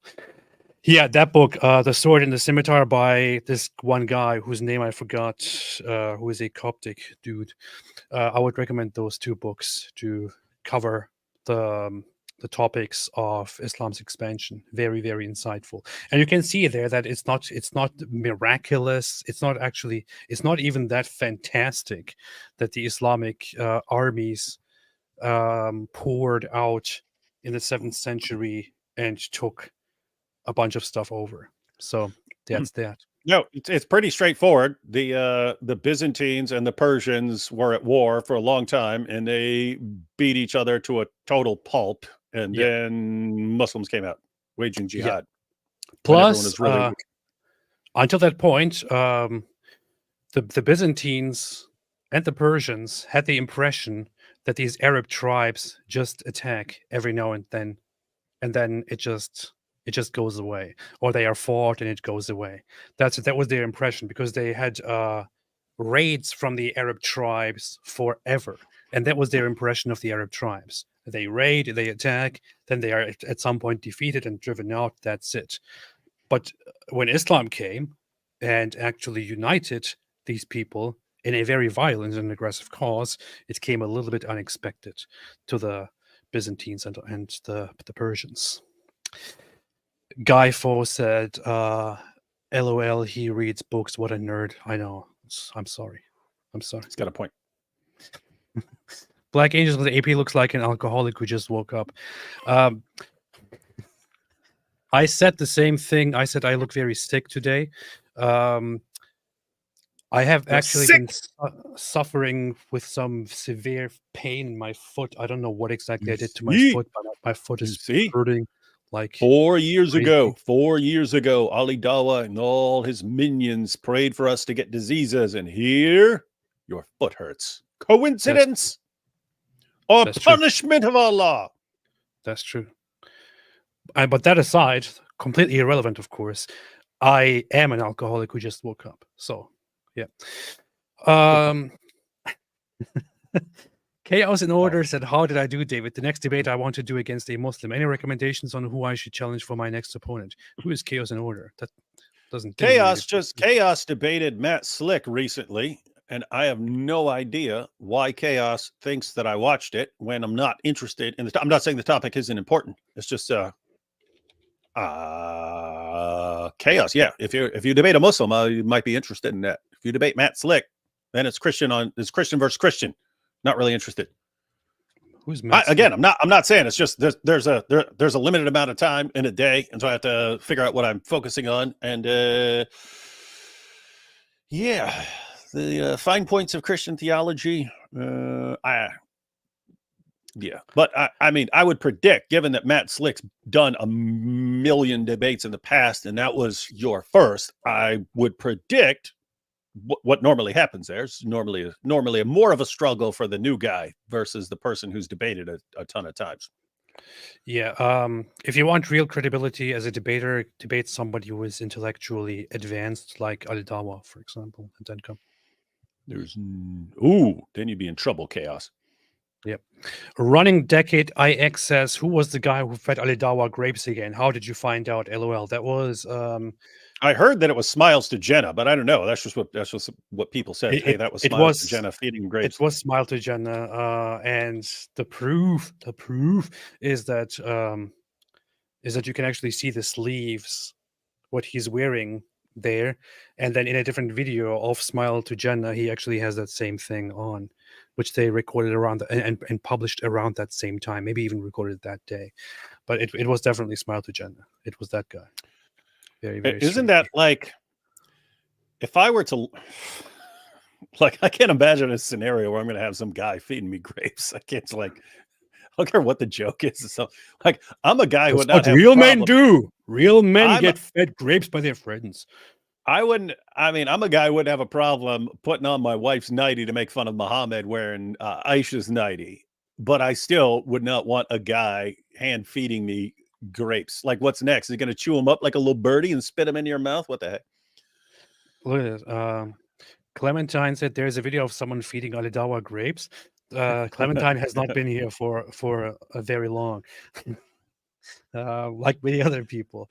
That was in. It's not just a random video. That's in his debate. He finally had a debate because we never seen Ali Dawa debate, and he finally was going to sit down for a debate with AP. And Ali Dawa sitting here during this debate with AP, thinking it's going to be hilarious if he has some guy feeding him grapes the entire time. Give me another grape. It's like the weirdest thing I've ever seen in my life. Somehow he thought that, and they tried to make it cool. They started running around. Oh man, Ali Dawa getting fed grapes is so awesome. Blah blah blah. And people were like, "What the heck is going on here?" I need to go back and actually sometime review some of the stuff that I had with Ali Dawa, just to look into how dumb the guy is. And man, Yes, as mentioned in the. I need to go back to that debate. When was that? When was that? February 4, 2022. That is quite funny. Did I include it in this clip here? This is a clip. I think this is the only thing that I clipped and made short from that debate, because at that point I stopped publishing videos, short videos. I should have clipped much more of this.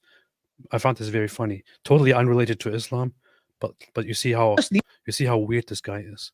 I had COVID and I got over it. It wasn't that deep. So I was thinking, why do I need that? Anyways, so when that happened to hijab, I said personally, look, people should take it. I'm not telling no one to take it.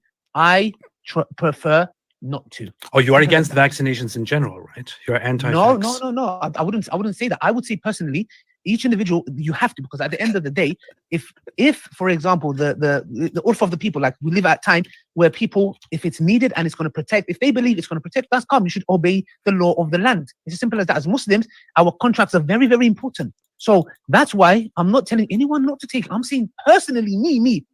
Okay, but you are personally against vaccines, right? No, I don't want to take it. I'm telling you, I don't want to take it. You keep telling me personally. I'm telling you, I don't. Yeah, that's why I'm saying personally. That's why I'm saying personally. No. You're saying that I believe no one should take it. I never said that. I never said that. Okay, sorry. Okay, just understand. No problem. How can you possibly communicate with this guy?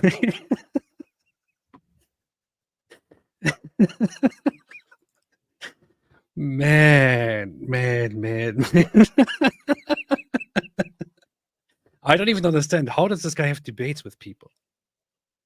I mean, he doesn't even understand a simple question. Yeah, I don't get it. But let's see. Did somebody actually tag the grape parts? I don't know. Let's see. I don't know if anyone here left timestamps for grapes. But if you watch this whole debate, and I would, I'm very loosely applying the word debate here. This was not a debate at all. It was a comedy show. You can see right here all kinds of very, very weird behavior from Ali Da'wa, including eating grapes, which is very strange. Very, very strange. Because to him, this was a whole thing, like an opportunity to humiliate an enemy of Islam, who is me. And he thought he will humiliate me by eating grapes. As some sort of power play. How did that work out? Yeah, that was the question. Like, what was he thinking? How did this make sense in his mind? Oh, yo, hey, you know how it's got this big debate coming up with AP, yeah? Well, let me tell you, hey, Smiles the Jenna, hey, you come over here, you gonna be feeding me grapes while we's live, yeah? Won't that be awesome? Oh yeah, that'd be great, Ali Dawa. And this made sense to them. For some reason, I can't see the grape part here. I don't know. Well, it was only a couple seconds where he was it. There you go. Oh, here. 100 years. Oh, yeah, there you go. Can't tell me why Muhammad made prophecy. Let him vent it out. Can't answer simple questions about their own religion. Can't tell me why Muhammad made prophecy. That's where he's eating them the world would end within 100 years, but it didn't end. Why Muhammad said, before this boy grows old, the end will come, but it didn't happen. Cannot tell me why Muhammad said, I don't know, me and the day of judgment are like this, but it didn't happen. Cannot tell me why Muhammad said Allah. Do you hear that part? He says he's already finished. He's talking about me. He is actually under the impression that at that point that I am actually finished. Even Muslims who watched this stream were saying Ali Dawa never, ever try to debate again. This guy has serious problems, man. This guy has a real problem. This man has real problems. Yeah. But anyway, somewhere here he gets fed grapes. He gets fed grapes, and at some point I actually said bye-bye to him and ended this live stream. Okay, can I say last statement? I can't hear. No, I can't hear. One last statement. Bye-bye. That's it. That was a good day. That was indeed a very good day. All right. St. Paul said, APU being late is worth it for the intro music, but Dizzle, as a Christian myself, we can't let these donkey-brained atheists win. Make a dope intro, please. Christians can't make dope intros. That's the point. It would be funny if we spread the phrase donkey-brained atheists. That'd be funny. That would be good. You know where that came? You remember that came from, right? That's Always Sunny. They said, yeah. Frankie Donkey Brains. How do we know that you're not a donkey brained man? And then he created that thing like a certificate that says, a certificate he that he doesn't have doesn't have donkey brains. brains. Yeah. And he's the only one who can legally prove that he doesn't have donkey brains. That's so ridiculous. But yeah, so if you want to see dope intros, you have to go on atheist channels because Christian channels don't have dope intros. That's the problem with Christian channels. That's true. I'm sorry. Sometimes I play a cool outro. I play ain't gonna follow no child molester, prophet pretender, sex offender. That is as cool as it can get, although it is very lame by general standards, by universal standards. But yeah, what are you gonna do? C'est la vie. White Lily said, asking for prayer on an atheist channel. I'm starting classes to get a BA in worldview and apologetics. Didn't decide yet if I should go for an MA. AP can just send good vibes or whatever these people do. Yeah, I will pray for you, White Lily. Pray to the universe. David apparently will not do anything since he doesn't give a reaction to it at all. See, this is how Christians are. White Lily, my heart is with you. Although that doesn't mean anything at all because my heart is literally here. It cannot do anything for you. Yep. Sir Dr. Whiteman said Pikachu at the daycare is trying to catch them all. DC Azak says, new sub, first jizya, been busy with the gender wars, realized queer theory is the Islam of feminism, drag queen story hour is far-fu for the kids of liberal women with borderline personality disorder. That's an interesting aspect, interesting perspective to approach the situation. But welcome. Daniel Patrick, FYI, Mike from Red Bar is streaming right now, claiming, I don't know, what is this? Same scam? Yeah, yo. That's the same. That Daniel Patrick. That's the same dude from yesterday. I think that dude. You might want to block that dude. He seems like trolling. Okay. Everyone. He keeps going to every live stream and saying, "Oh, Mike from Red Bar is talking about you." I googled Mike from Red Bar and I couldn't find anything. So I couldn't figure out who it looked like. Yeah, I googled him. I couldn't find the dude either. I mean, there is something called Red Bar or whatever, but this idea that every time we go live, the other guy's live talking about us right then. It's yeah. I'd block that dude. So, case that podcasts need to be more sensitive. What if a Muslim cowboy is watching? He'll be sad. All the women are old. They need to think about their feelings. That is true. Women are too developed for the Muslim cowboy. Matthew Velasquez said, Myron isn't lying. How do you spell the word hoe? FBI, Myron is a slut for the state. Mush. Hey, what's up, Mush? I love how they always say you can't say a word about Jews or Israel. Why they literally whack whoever says something about them. That's true. It's so funny right now that people are saying the absolute worst, most disgusting, appalling things about Jews on social media and everywhere, while also claiming that you can't talk about Jews. Mm-hmm. Like if you used language that is currently used for Jews against Muslims, the world would go nuts. I mean, I see all kinds of crazy, insane stuff that is currently being said about Jews. It's totally acceptable, totally considered okay.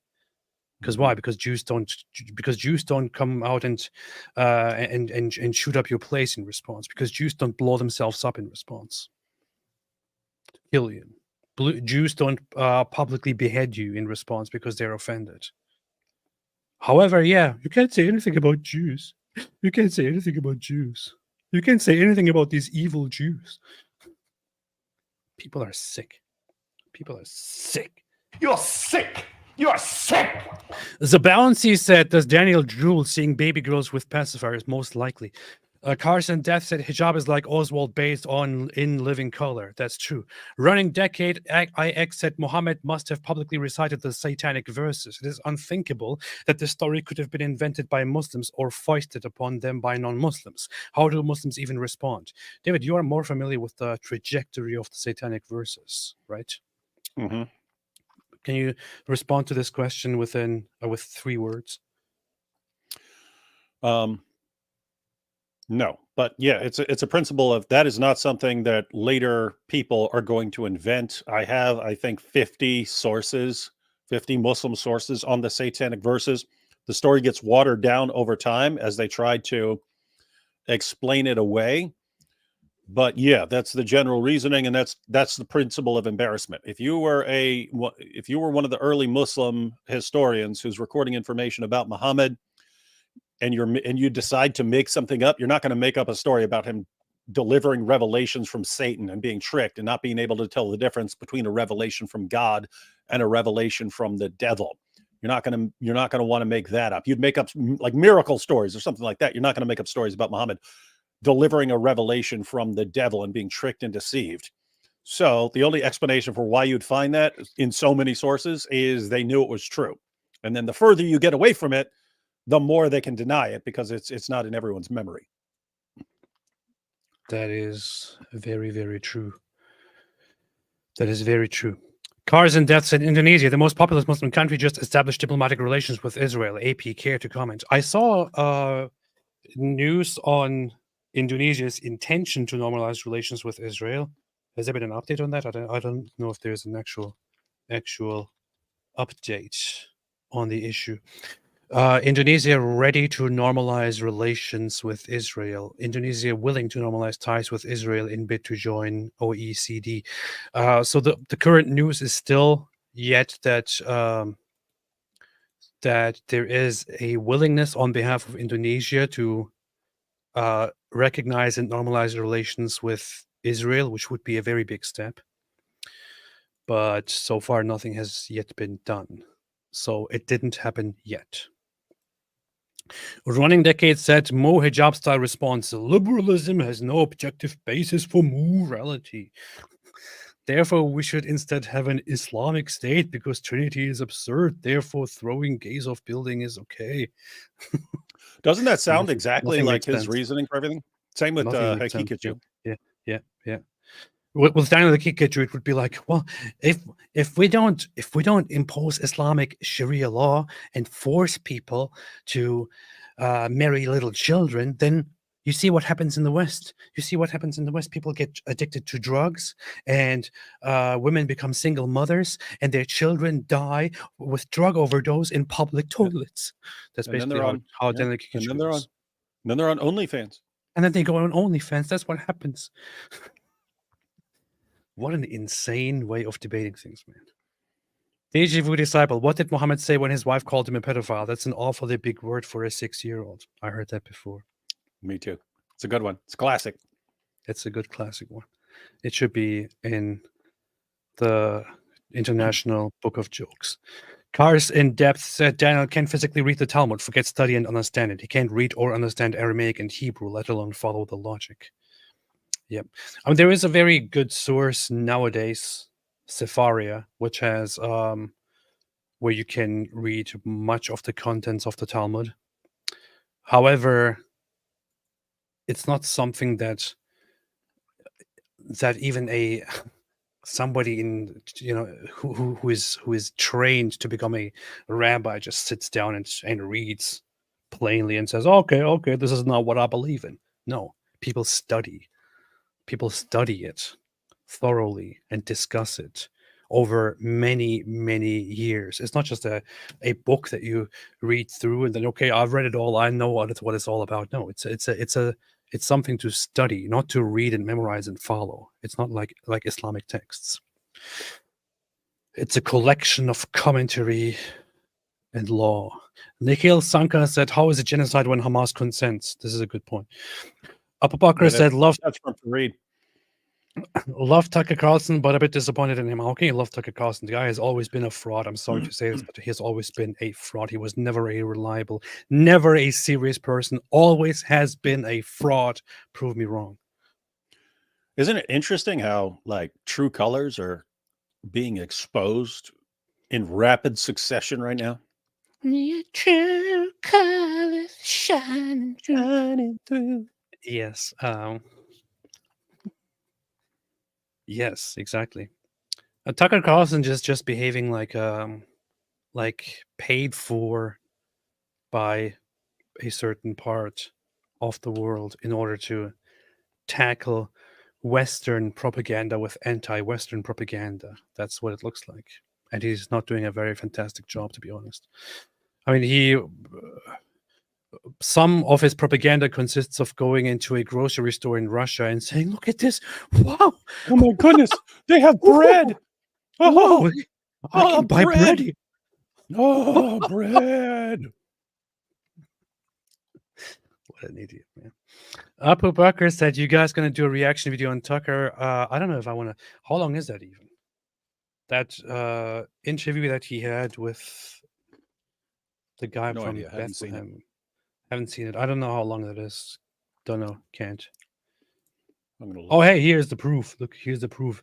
Black Angel just posted the proof that this was the Smile to Jannah guy. Look at it. This is the proof. Oh, yeah. He's got on the outfit. Yep, that is Smiles to Jenna. Got his hands there. Same outfit. Same outfit. That is the proof. Yeah. So Ali Dawa. So when you see Smiles to Jenna, that is Ali Dawa's grape feeder.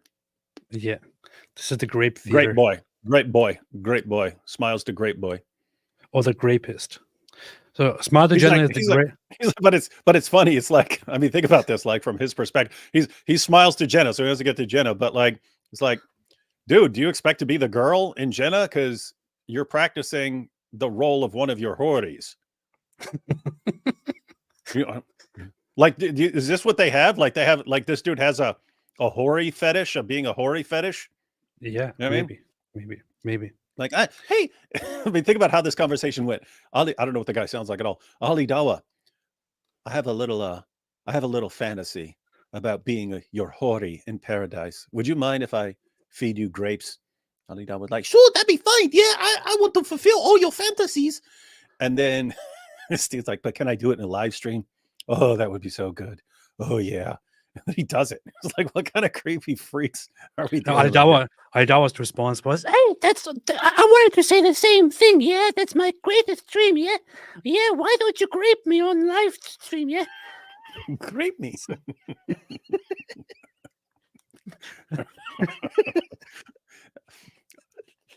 We'll call it grape bunching me. So this guy is the grapist who graped Alidawa on live stream. This is the proof that he is the one who graped Alidawa on live stream directly during a live broadcast in broad daylight. He graped him right there. Grape me more. It happened right there. It's like, grape me. And he's graping him. And this is insane. Can't believe that this is being shown to people in broad daylight without age restriction. This is Islam. Yeah. Michael James says Daniel Peekaboo Chronicle. I'm looking at the comments. I'm at the chat right now. It's what? I don't know. The chat is funny? being funny. The chat Hardcore group. First, it's Smile to Jenna, grape Dalida, grapes to Jenna. Hardcore grape. Oh man, Black Angel, can you? I don't know if it's convenient if you have a moment of him actually being fed the grapes during the live stream, during the debate with me. Send me the timestamp. That is something that we should be playing pretty regularly, along with the evidence that Black Angel provided that is, in fact, Smiles to Jenna. Yeah. The biggest grapist of all.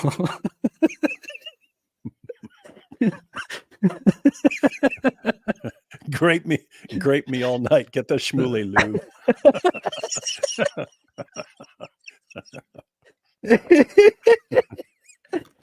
Man, it reminds me of that song by Nirvana. Like, grape me. That's how it goes. Someone said, make me Bucky boy. What's this? Go said the grape manipulator. Grape. Gang grape. Man. Halal graping. date grape. Grape apology. Yeah, here exactly. Nirvana grape me, my friend. Greatest of all time. Man. Apostate grape. Hungry. I mean, they made him fat.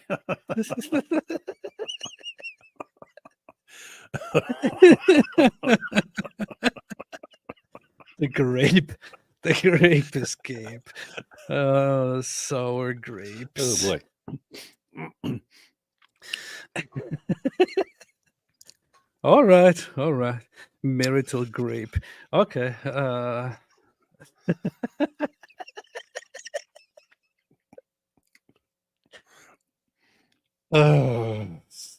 Okay. Yes.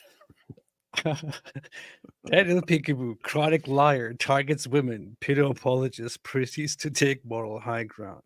That's true. That is the weird part here. That is true.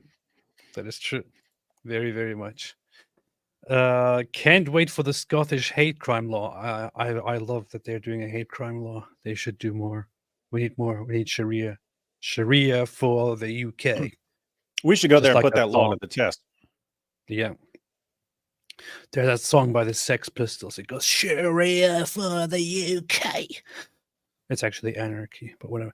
Don Jones said, you both claim Islam is losing adherents, right? Yet Europe seems ready. That's a total fact. That's a total fact. The apostasy rate went from close to 0 to 24% in like 15 years. So yeah, that's not just us claiming it. Yet Europe seems ready to collapse to Islam. That Why has nothing to do. That has nothing to do with the apostasy rate. That has everything to do with Europe bringing in more and more immigrants from Muslim countries. Islam is collapsing and dying from within. Western nations can't get enough Muslims. They love them. Yeah. They want more. Whoever's in charge wants more. Yes. Why not Notre Dame in Paris become a mosque by 2100 or by 2100? The West is post-Christian and self-loathing. Please tell me I'm wrong. Honestly, I don't know why, but in the morning I was in a bad mood, and I wanted to almost go live or make a video or just tweet and say, you know what? The West deserves to become Islamized or Islamicized. I somehow still kind of agree with it. Honestly, if you ask me honestly, I think, you know, it's a great honor and a great pleasure and necessary for me and for others to stand up and say, don't let this happen. Say stop to it. Oppose it wherever you see it. But given how weak the West is, and how weak especially Europe is, like America is not there. America is by far not there yet. America still has this maybe it doesn't even come from a place of great knowledge, but rather just from a you know, holding on to traditions and being firm on that. Europe is way too loose and way too weak in their minds, and they don't say no. They don't say no to Islam.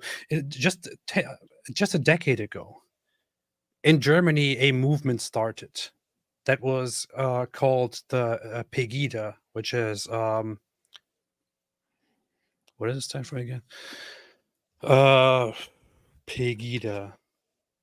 Patriotic Europeans against the Islamization of the West. In German, Patriotische Europäer gegen die Islamisierung des Abendlandes. Abbreviated Pegida. This movement, and I would say it was not the best movement, or it is not the best movement. It was the perfect movement. It still exists. It still goes on. It's not the best movement. However, just for their position that there is an Islamization of the West, and that this Islamization should be opposed. These people were maligned to no end as conspiracy theorists who warn about this supposed Islamization of the West, and that this is just fear mongering. No such thing is happening, and so on. There's because of that criticism, this whole this sarcastic phrase came into existence in Germany, which goes, an Islamization is not taking place, or in German, eine Islamisierung findet nicht statt, which is a complete denial of what is happening in front of everyone's faces. 10 years later, now in 2024, we have people on social media openly declaring that they want to introduce Islamic laws, that they want to introduce Islamic policies, that they want Islamic politics, that they want Islamic political parties, and that an Islamization of Europe is the ultimate goal, and that it would be good. If you want proof for it, just go and check out, for example, Dilly Hussein on Twitter, the Dilly Dally guy that we just talked about. He made posts about these things quite openly. And he posts about it quite openly. He brags about it. And he says, of course, once we have the opportunity, we will make sure to get into the politics and get into the government and form and shape this country and turn it into an Islamic country. Of course, in the West, we will introduce these ideas because these ideas are good. Okay, what exactly happens to the suggestion that an Islamization of the West is just a conspiracy theory? What exactly happened to that? No, you have Islamists themselves saying it. You have them admit it. I'm not making this up. You go to Dilly Hussein. I might as well look for it and bring up one of his tweets in which he says it. Let's see. Legal. Go through his tweets, look for the word legal. I remember him just within the last few months responding to accusations of Islamization by saying, well, yeah, if we are here and if we are large in numbers, and if it is legal, then we of course will do whatever is in our power to establish our own parties and to move toward what we think is right. So thereby saying we want to Islamicize the West and Britain. This is something that is meanwhile being openly said. But movements like these were, again, maligned and accused of being conspiracy theorists, of being fear mongers. These guys were right.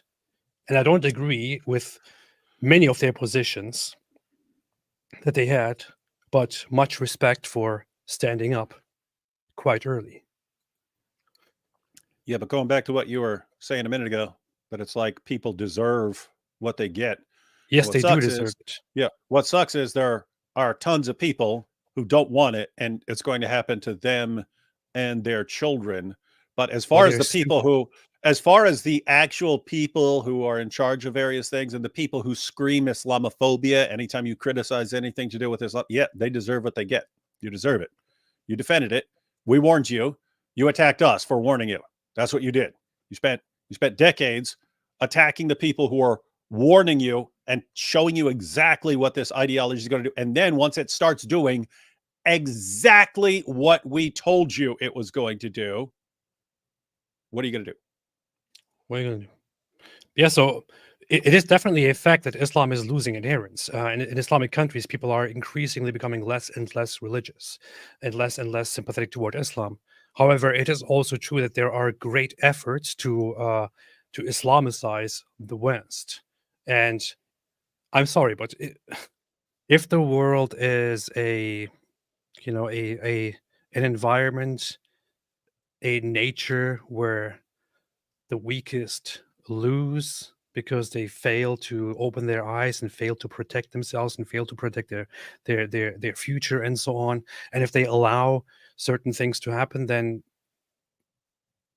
they were just too weak, and maybe they deserve it, and maybe they have to deal with the consequences. I don't care at that point.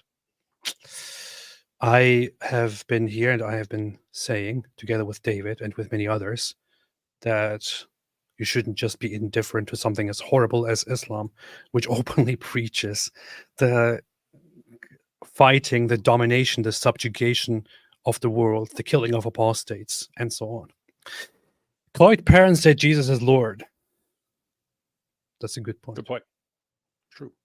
Sid Dave said pre-Islam Iran was a friend of Jewish people. Cyrus the Great, who liberated Jewish people. Last Jewish rebellion in Israel, 614, was supported by Persian Empire. Look at Iran today, what they have become. Yeah. This is actually an interesting thing. If Iranians want to go into the history and look into people like Cyrus the Great and their relations with neighboring people, I mean, these things have great importance in the history of Jewish people. There could be something that connects them to Jews, rather than the current Islamist regime that is in charge and that is basically just a Islamic Nazi regime. Sheikh Yardak says, had to flee my country for trying to add stoning people who don't put their shopping carts back to Sharia law. Huh. Well, that was a good effort, actually. Sid Dave said, Muslims have not won a war against non-Muslims, Jews, ex-Chins, Hindus in the last 200 years. They're like Pulp Fiction gimps. That is why they resort to terrorism, because can't fight man to man. Well, I don't know. I don't know about that. But you see, Muslim debaters, they are winning the wars on debates. They are loud and they win. So how about that? Sir Dr. White being kind of gay that Muslims want my jizya. It's true. That's just how it is. They want to take the jizya directly out of you. It's kind of They weird. need to go back in time and invent a different term, because everyone's pointing out what jizya sounds like. Yeah. How are you going to defend yourself? Hey, come on, hey, everyone, well, give me your jizya. It's like, what? Yeah. All mature non-Muslims in these lands, come here so we can extract the jizya from you. That's just, what's wrong with you? Egyptian Prince said, Daily Wire, watch Tucker Carlson's interview with Palestinian Christian. If you support Israel, you're not Christian. You're anti-Christian. I can Ooh, you send hear videos that? how Israel treats non-white Christians versus how Palestinians do.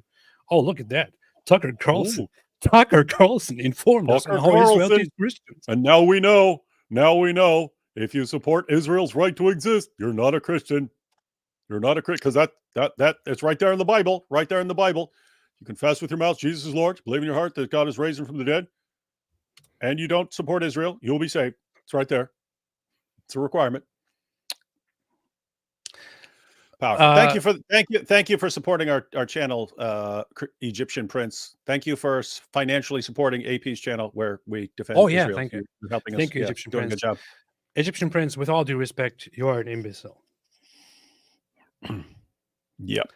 With all due respect, I mean no offense at all, but I must say you're an imbecile. Imbecile. Because you are spreading this ridiculous propaganda, and I don't know, this just ties in with what we were just talking about. And if people are gullible enough to be deceived by people like Tucker Carlson, who claims to care about Christians, but only cares about those Christians who are on his side of the issue, but goes and supports Putin, for example, while Ukrainians are being brutally killed in targeted strikes, including targeted strikes on civilian buildings where no military activity takes place. Like the accusations against Israel are that Israel targets civilian buildings. We all know that Hamas actually hides in civilian buildings and under civilian regions. Russia has been targeting civilian buildings, hospitals, and so on forever without any military activity taking place. If you want to point fingers at Russia. However, Tucker Carlson goes and basically shows his support for Russia and goes anti-West as much as he can, watches people die in Ukraine, and then actually comes out and is like, oh, I care about Christians. I care about Christians. Look what Israel is doing to Christians. What is Israel doing to Christians? Have you ever bothered looking up how Christians in Israel feel about this situation? I think you have. I would recommend it. Google it right now. Google, how do Christians in Israel feel? Or just Google Christians in Israel survey, you will get some very interesting results. Some of those are, for example, that according to the most recent polls, 84% of Christians say that they are satisfied with life in Israel. Huh. How does that happen? I thought Israel was oppressing Christians. That's very interesting, isn't it? One of life's great mysteries. And we actually interviewed a Jewish convert to Messianic Judaism, so Christian. And he said that he's lived there 20 years with his wife, who's also a convert to Messianic Judaism. And he said they had one incident. And he said most Jews are actually, it's weird. He said most Jews are actually interested when he tells them he believes in Jesus, because it's not as common as it is in the West to encounter so many people who believe in Jesus. So he says they find it interesting and they ask him questions about it and so on. But no, Tucker Carlson says, hey, look, he interviewed someone from the West Bank, a Christian from the West Bank, where they don't like Israel. But that's so I have to define myself based on that. Yeah.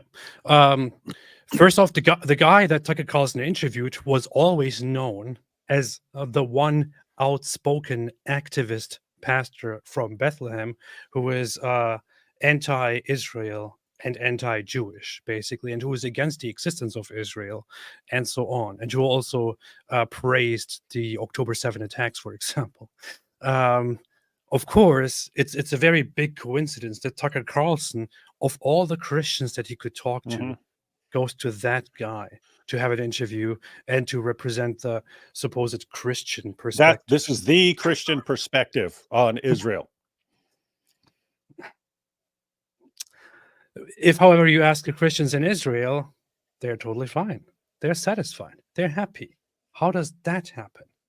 And I know what you will do in response to this stuff. You will go to something that some Jew actually apparently spitting videos. A video of certain ultra-Orthodox Jews spitting when walking past a nun or something like that, and say, look, this is how they treat Christians. Yes, we cannot deny the fact that there are certain parts in Israeli society, such as a very small minority among ultra-Orthodox Jews, who actually continue the practice of symbolically spitting on Christians, because their idea is that Christianity is responsible for our suffering throughout history, which is why we spit on them when we have the chance. But you know what? You know the facts about this? This is a very tiny minority, and the majority of Israelis don't like it, which is why the majority of Israelis, when they see these sentiments, condemn it and reject it. So if you're going to look at what Jews or Israelis actually do, why don't you actually listen to the Israelis and side with those who are the majority, who don't do such things and who actually reject these things? You know what's weird?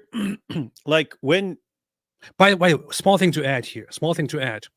Plus, if you want to go to one person out of 100 and say, you know what? That person is a Jew and he spits on Christians, therefore all Jews are bad. Will you apply the same standards to Christians? Should we then go to a tiny minority of extremist Christian sects in America and say, look, these guys are white supremacists, white nationalists. These guys think we should kill all Jews. Therefore, Christians are all genocidal. Same logic. Why don't you do it? This is ridiculous.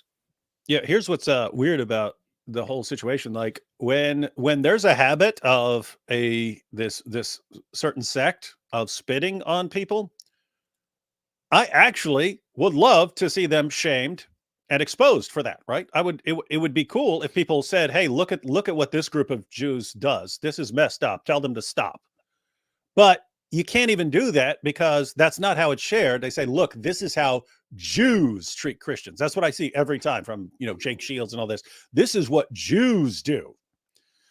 And Yeah. So yeah, our Egyptian prince friend. Don't know who you think you're trying to convince here, but we've been through these lame tactics about 1 million times already. Million times, literally 1 million. I counted. I even a while ago looked up actually. People keep bringing up this one guy who apparently said spitting on Christians is Jewish tradition. He actually said it in a tweet. The guy is on Twitter, and he said it in a tweet in Hebrew in Israel. I'm pretty sure I bookmarked it, so I can probably find it here if I go back and look at it. And you know what the funny thing about it is? He tweeted that in Hebrew, and the reactions from non-English speaking Israelis in Hebrew are overwhelmingly negative in response to that guy. So Jews, Israelis are overwhelmingly blasting the guy for saying something so stupid and hateful and absurd. However, people will just point at that radical guy and will say, look, he represents all Jews. That's why Jews are hateful and we should never accept them. This is just ridiculous, man. Mm-hmm. It's pretty Have bad. some brains. Buy a brain at Walmart. NNN said self-reflection is an ability that low intelligent people don't have. Yeah, speaking of low intelligence, Egyptian prince. There you go. XOXOXO said, do you guys think Muhammad was mentally ill or that he knew exactly what he was doing? Islam seems too good at brainwashing everyone. I personally think that there is good evidence that Muhammad, I was going to say Muhammad Hijab. The Muhammad Hijab is mentally ill. Well, that too. But I personally believe that there's good evidence that Muhammad was actually suffering from a mental or neurological problem that made him act in strange ways and do strange things. I personally do believe that there's good evidence that he hallucinated and had great delusions. But of course, there's also a personal element of giving into that and exploiting that at play. We can only speculate. Yeah, and I'm a Christian, so I have additional options available to me. I think that dude was magic. I think that dude was heavily influenced by demonic forces, if not just completely possessed. It was magic. Do you believe in magic? Big Rig says, David, what would happen in prison if someone went off with that emotional rant like this? Talking about Myron's emotional rant. That was a very tough guy's talk.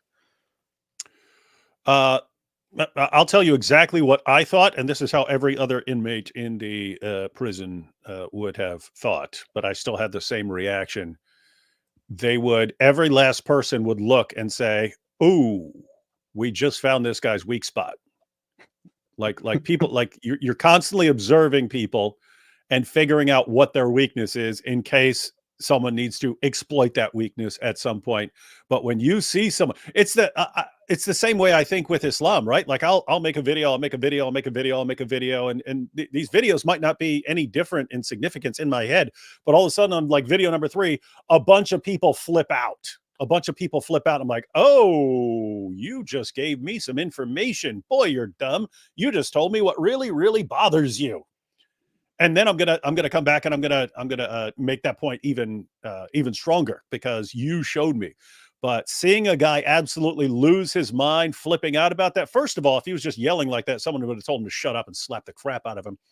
But the second thing is, yeah, if he's flipping out over that, yeah, you just showed people what your soft spot is, and the fact that it's over some dude, I don't know, that's just creepy.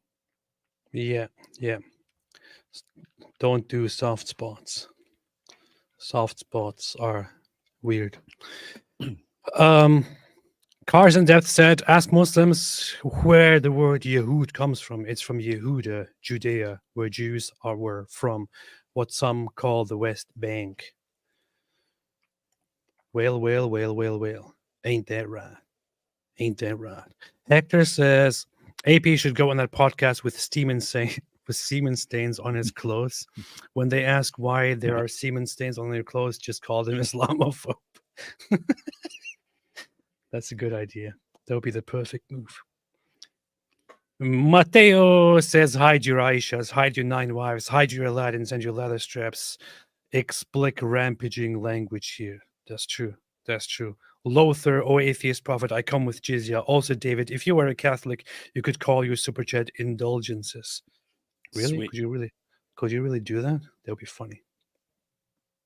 That would be funny. Chester MC Fly said, did you hear about the guys Abba and Preach told the chick Daisy he would pay all her legal fees if she named the baby Abba? Really? That's funny.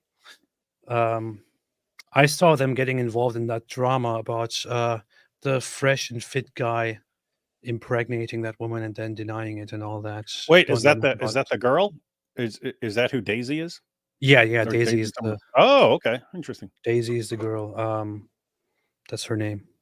That's her name. That's how she identifies. She's from China. I watched I think 2 Alba and Preach videos. I actually like those dudes. I mean, I don't know. I don't know if they had other videos that I think are going to suck, but the 2 videos I watched, like one was they might have both been on Andrew Tate, but I definitely watched one of their videos on Andrew Tate. I thought it was good. They're nice. They're good. Good dudes. Good dudes. I talked to Abba on 2 separate occasions without knowing who he is. When I was on Destiny's channel in the past. I only later found out that he's this huge YouTuber guy. Gotop said, hey, bad boys, we now have dipped our hoof into music. We are Allah's finest creation. Come dance with us, baby. That would be good to actually make music. I want to see the music. Or hear it. Shaken Bacon says, I can eat bacon because I simply have a different definition of what it means to eat bacon. This is That's true. funny, but I was thinking about how sick that sounds earlier when Muhammad Hijab says in that video, oh, we have a different definition of what it means to be a child.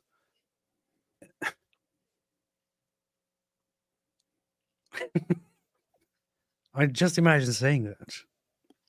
Just say, oh yeah, no, I don't believe in having sex with children because obviously I have a different definition of what it is to be a child.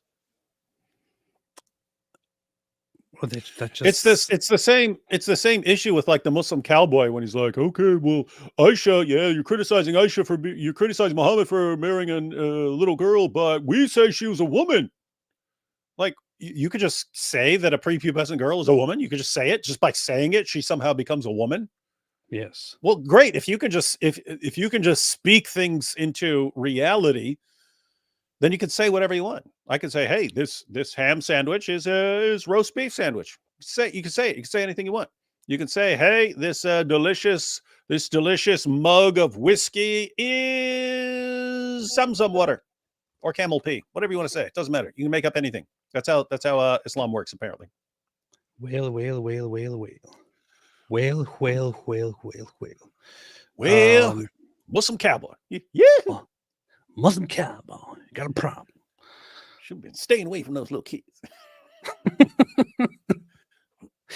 Oh man. Oh yeah, you know what? Here, I hope I hope Egyptian Prince is still listening. I actually found something for Egyptian Prince here. So here is the article. Let's put this on here. Here is an article, and by the way, by the Jerusalem Post, that says Israeli settler far-right activist says spitting on Christians is a Jewish custom. This is the one instance, the one guy that they will always bring up. They always go to the same instance of this guy saying it, who is described in the media here as far-right activist Israeli settler. And what's funny about this report is that this report also includes the actual link to where he said it. His name is Elisha Yered. He's right here. The tweet is right here. If you look at this tweet, you can still find it. I bookmarked it here. You can still find it. It's from October 2nd, 2023. Do you notice something here? First off, the tweet is in Hebrew. It's not addressing English-speaking people. It is in Hebrew. Right? In Hebrew.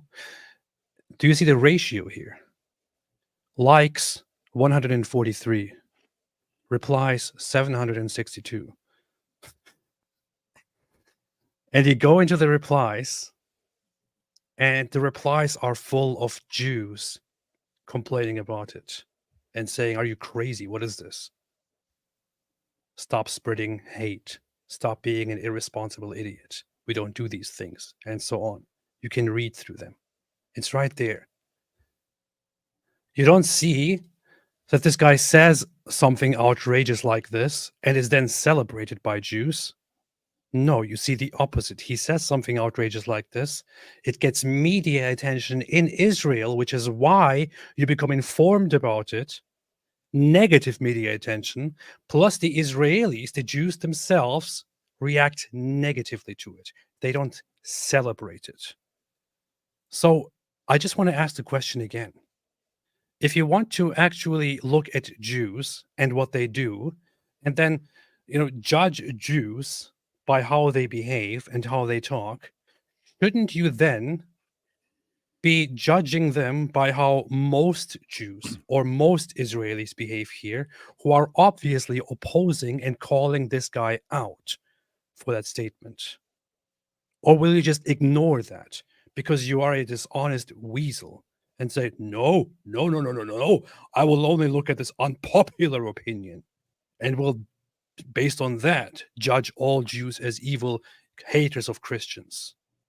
Because if you do that, I'm sorry, you are the dishonest one here. You are the disingenuous one here. And you are the one, you should be looking into the mirror and should spit on yourself. Pretty brutal. No doubt left, it's right here. If you have any objections, you're welcome to address them. Yeah. So you only spent 40 minutes on that one super chat. Because it's important.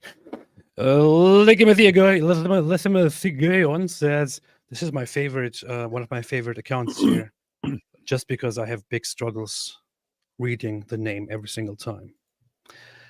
Ligamothiagon says, Mossab Hassan Yusuf voice, there is absolutely no reason to be afraid of Islam. All know that it is a religion of peace. All tremble at the thought of publicly saying anything different because it is so self-evidently peaceful. I choose the cow. I can't do it very well right now. I have to listen to him again. You got it. That was good. Yeah, not too bad. Not too bad. It's just the accent, not really his voice. So, yeah. Pants said, AP is my spirit animal. I am indeed an animal.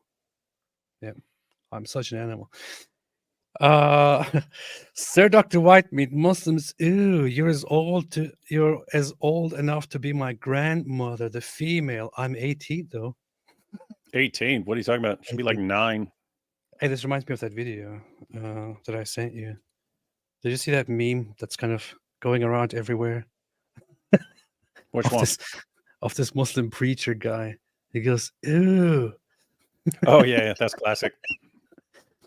That's actually genuinely good stuff here. Wait, I have it muted, of course. Terrible.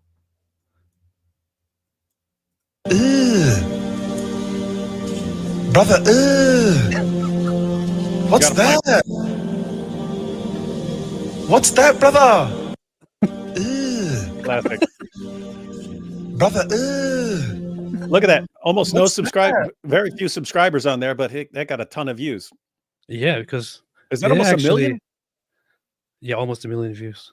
Whoa. This is how memes work. Some minor account posts the meme and it blows up.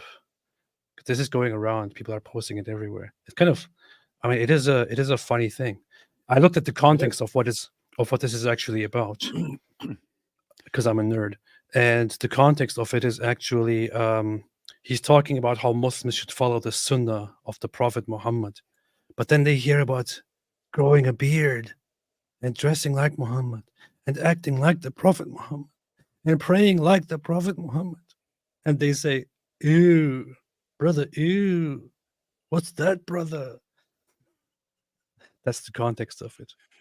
Yeah, I'm gonna be using that clip Because I used to do it when I would put really disgusting things about Muhammad, like how he's walking around covered in semen stains, or telling his followers to suck on each other's fingers after eating, and or sex with a 9-year-old girl, or sucking on little boys' tongues or something like that. I would use the clip from the old Ernest movies where he would go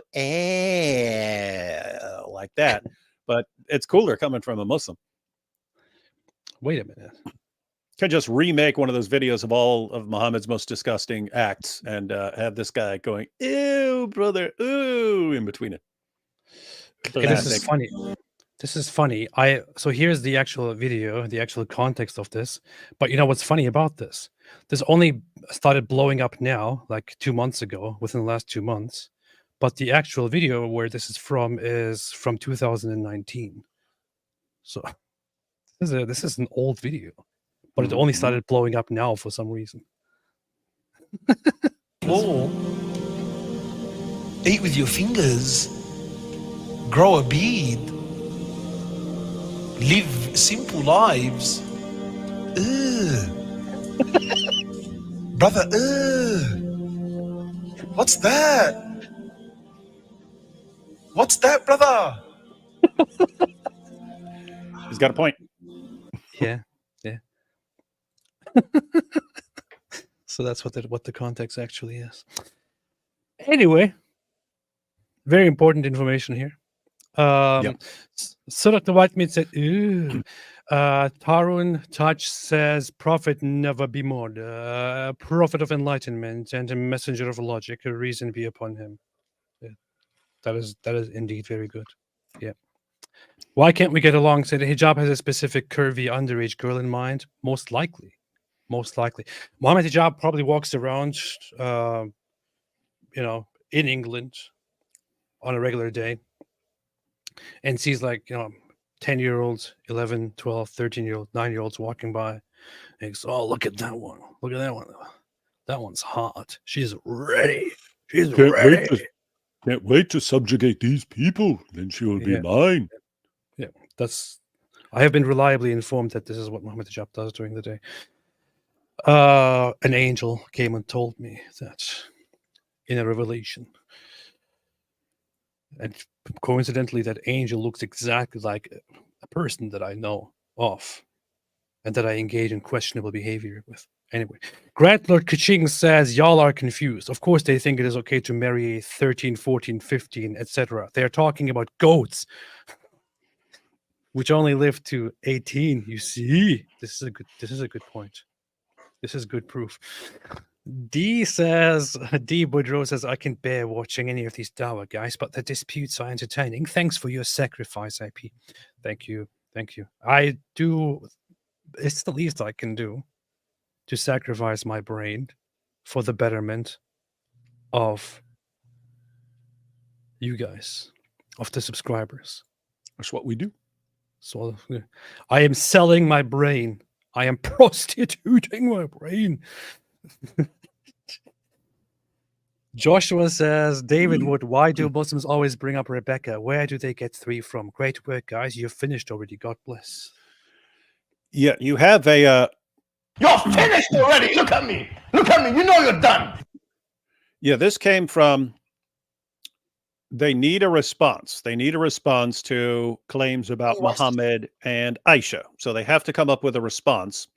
And it's kind of hard to defend it. So they want to be able to say, they always want to be able to say, well, you've got the same issue, which, just so everyone knows, is a fallacy. That's a tu quoque fallacy, where you say, but you too, right? Like if you go and steal something, I say, hey, you stole something. You say, but you did this. Well, that doesn't answer the fact that you stole something, right?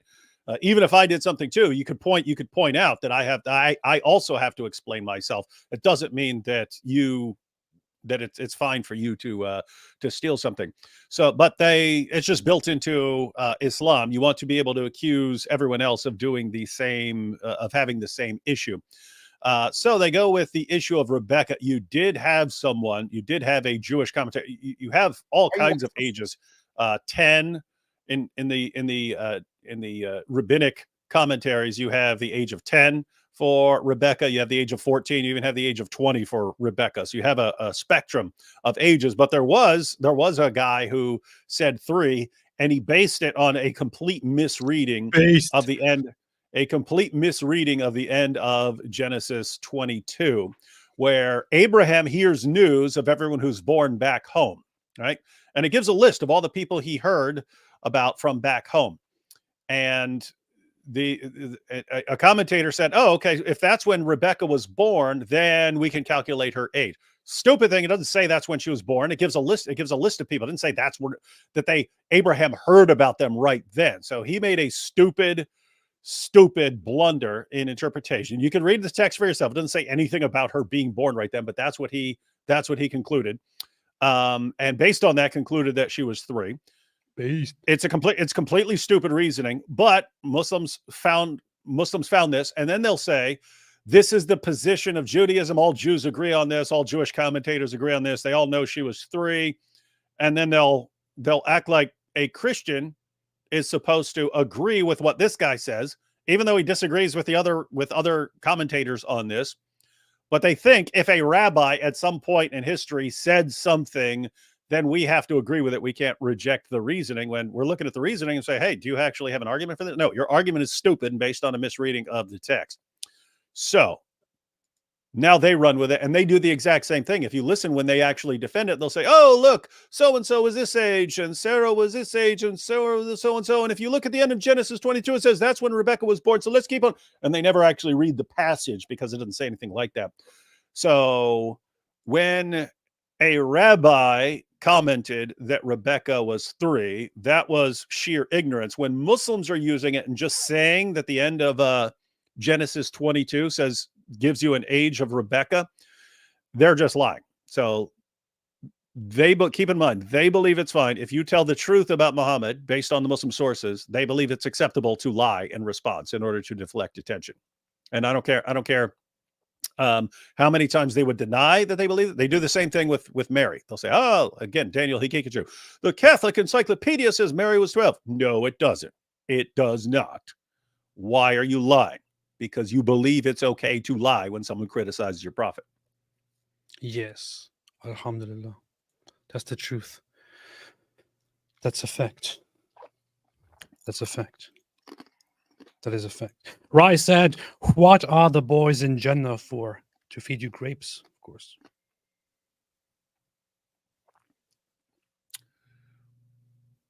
Yeah. So they're supposed to be, according to different... Smiles to Jannah wants to be a pretty little bakabazi. They're supposed to be little servant boys in heaven by certain Islamic interpretations, which is a whole different can of pedophiles. But yes, we shall talk about that sometime. David Wood, I just read a book called The Disintegration of Islam, based on lectures in 1915 by Samuel M. Weimer, a Christian guy. Check it out. Yeah, I haven't read The Disintegration of Islam, but I've read a book by I forget which book I read, but I read a book by Samuel Weimer before, and yep, smart guy. Really impressive that there were people that knowledgeable about Islam before it became like a really, really important topic. But yeah, you did have the people who were interested in Islam back in the day it was just a Christian missionary perspective. Hey, we need to know what we're dealing with. Yeah. You should read this book, though. She said it's based, so you might want to have a look at that. Yeah. Sankey says, I was told the reason David Wood made up a rule that he won't debate Christians is because he knows he would be destroyed by Mike Winger worse than Benny Hinn. I've never said I won't debate Christians. I have debated Christians. I said lots of the topics that Christians would debate, keep in mind, totally meaningful. It's just I'm usually more interested in something else. So David Wood would never debate Christians. You heard it. No, I've debated Robert. I've debated Robert Spencer. I've debated Jay Smith. I debated a Christian on I forget what his name was, but we debated whether Christians, whether I should be blasting away at Islam and Muhammad, or whether I should be much nicer and so on. So, yep, I've debated Christians. Robert Spencer is a liberal secular humanist, according to Daniel Kikachu, so that doesn't count. But you heard it here first. David Wood says he absolutely never wants to debate Christians and never will. So there you have it. There you have heard it. it here. You heard it here first. By the way, Black Angel sent me the timestamp here. Let's see. There we go. Let's see. Yes, I'm done with the argument. Can you rebuke it? Okay. Rebuke Okay. it. Of course, I Got can. it. I can refute it. Yes, based come on based on what Did you rebuke it? exactly is a God the necessary being. Explain it to me. That's a dude. That's a dude, ladies and gentlemen. That smiles to my God. Jenna. So here's Alidawa being fed grapes. But Yeah, to satisfy a fantasy of smiles to Jenna. based on what Hey, exactly is mashallah. God the necessary being? Mashallah. Sorry? He's saying, I'm getting king treatment here. Don't be jealous. You're not getting king treatment. You're getting pretty gay treatment. King treatment here. Don't be jealous. Don't be jealous. Don't be jealous that I's getting fed grapes by me boy toy here. Look at my face. I'm so fed up with it. Look at it. Getting king treatment here. Don't be jealous. Based on what Hey, exactly is mashallah. God. So this is him. This is Smiles to Jenna feeding him, and you can also see the sleeve slightly. However, you can see something more clearly here at around 34. You can see that it's actually that guy walking around in the back. Let's see. Oh yeah, there he is. This is what we're going to do. Okay, wonderful. I think this is going to work. I think the setup is going to work. So there he is. This is here. Smile to Jenna in the back. That's his hoodie. As we have seen in that other video, that's the same person. He probably that day after the debate immediately sat down and made a video in which he supposedly reviewed Alidawa's debate with me. Right after he graped Alidawa in broad daylight on live stream. This is what they do. This is what Muslim apologists do. During a live stream which was set up supposedly for a debate to take place, they grape each other on live stream and then publish it without age restriction. This is what we're dealing with. This is what we're dealing with. Urinating upon one another. That's what they do. And you got to figure out, you got to wonder what the deal was, right? Because oh, well, look. Yeah, if you feed me grapes during this live stream, then here's what I'll do for you later during your live stream. We have no clue, but some creepy stuff. There's no scenario where I want some dude feeding me grapes. If I said graping upon one another, that's what they do. Yeah, so Muslim apologists like to grape, and that is the problem. So Alidawa got graped in the middle of this live stream. Yeah, to satisfy Smiles to Jenna's grape fantasies. Yeah, to satisfy his grape fantasies and to get satisfied as well, he got graped on live stream, and that's what we're dealing with. That's what happened. And it's still here on YouTube. Some da'is have grape fantasies. They do. Grape fantasies with other men. Hobocop says, hi AP, hi Dizzle. I bought Robert Spencer's Critical Quran. Is this the only Quran I need to understand the Quran? Oh, and my Wi-Fi blows. The cause must die. Oh, the cause must die. The cause must die. That's what Musab Hassan Youssef said to that Palestinian woman. That was based. Yes. Continue, David. The study Quran is also pretty good. So thank you. If you're trying to understand a passage, I would grab the study Quran, and you've got Robert Spencer's Critical Quran, and then as you're going through it, read the commentary on both. Yes. John Choi said, I don't understand Mojib's logic. What if the 13-year-old girl had small hips and breasts? Is she still eligible for marriage? I feel gross. Yeah, and it doesn't matter if she's 5. You need Dawa Pokemon card is on my X from me, Melatara 33. Please accept this very special jizya from me. Thank you. Thank you. Thank you. Thank you, Melatara. Appreciate it. Rady says, what rate your thoughts on What are your thoughts on Jay Smith? I don't think much about Jay Smith. I don't know much about him. I've never really watched much of him, to be honest. Only a few things. You are more familiar with Jay Smith than I am. I mean, Jay's one of the OGs. So that's the guy who took it to Speaker's Corner. He's one of the original guys who was exposing Islam and introducing people to apologetics. So yeah, he's been doing it. He's been doing it for a long time. More recently, he's been calling into question whether Muhammad existed. I think he's wrong about that, but it's something you should definitely explore because there's not a lot of early evidence for Muhammad. So, yeah, Hello Outsider said, did they do that in prison, David Wood? I guess we're talking about that sort of thing could happen in prison, but it's whoever is being fed the grapes is, if we're talking about actual grapes, if one guy was feeding another, that is that dude's girl, so to speak. Yeah. That's how it works Yeah. in prison.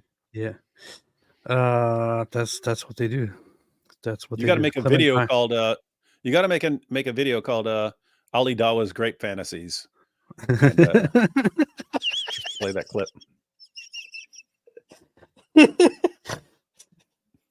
Who's not going to click, dude? Just that little clip, and with the evidence that it's actually Smiles to Jenna, and call it Ali Dawa's Grape Fantasies. It would take you. That video would take you 10 minutes to make. 10 minutes to make, and I bet you that would be a popular video. I bet you it would. Everyone would share that all the time. Or I should do Muslim apologists engage in grape during live stream.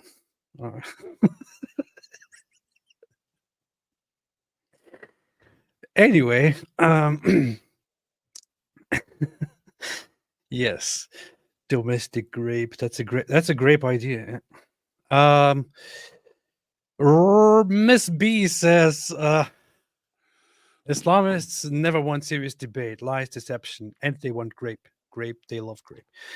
Gornoise Bulldozer says, did you find the vids I sent you? Ultimate Power. I need to check it out. I will check it out.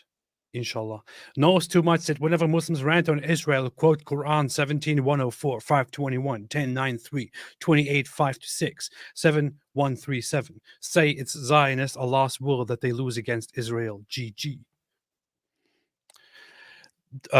This is one of those arguments. It's funny. You can make arguments for Zionism and for Jews from the Quran, the same way that you can make arguments for the righteousness of Christians based on the Quran, because the Quran basically says that Allah will protect and elevate those true followers of Jesus, and those who were elevated over time were the Christians who were Trinitarian Christians. So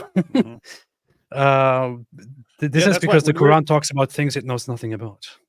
Yeah, and we were talking last night. There are multiple positions you can adopt as a Muslim. None of them is coherent. None of them fits what the actual Quran says. You cannot make a coherent view of the origin of Christianity and the status of the Bible and Jesus. You can't make a coherent view.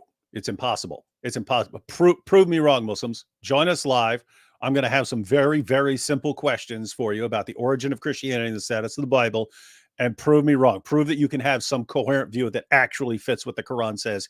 You can't. It's incoherent. Yes. Hey, you know what's funny? Aladdin, that guy Aladdin, we talked about him when we said, oh, it's so boring. Aladdin? Apostate Aladdin? Yeah, if he wants to put people to sleep, you should just keep talking. Apparently, he actually created a YouTube channel, a separate YouTube channel, which is called Aladdin Reads, where he's just reading books and whispering, doing ASMR to put people to sleep. That's pretty smart. They don't call that dude audio ambient for nothing. Yeah. Echoing erudite, heard of Mark Dice selling Christ as King shirts. I saw it. And I wanted to call it out, but I was also too lazy to call it out, to be honest. I don't know anything about Mark Dice. I don't know anything at all about him, about what he does and who he is and why he is what he is. However, I saw a clip of him spreading the false idea that Jews, well, that certain Jews said saying Christ is king is anti-Semitic, which is why he now insists on using the phrase and is thereby exploiting it by selling Christ is king shirts. And there's just so much wrong with it because it is simply not true that Jews or some people told Candace Owens that it's anti-Semitic to say Christ is king. That never happened. It never happened. Never, ever happened. We had a live stream here. I had a live stream where I challenged people to bring me one example of a known person actually saying Christ is king is anti-Semitic. Nobody said that. Nobody ever said that. Candace Owens and the neo-Nazi Groypers made that accusation. They made up this claim that people said that, but nobody actually said the phrase Christ is king is anti-Semitic. And I saw this guy, Mark Dice, who is a YouTuber, relay that false information and also basically exploit that to sell merch, which is a disgusting move. That's all I know about the guy.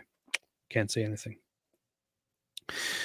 But this is just an instance of these neo-Nazis exploiting Christianity, which is terrible.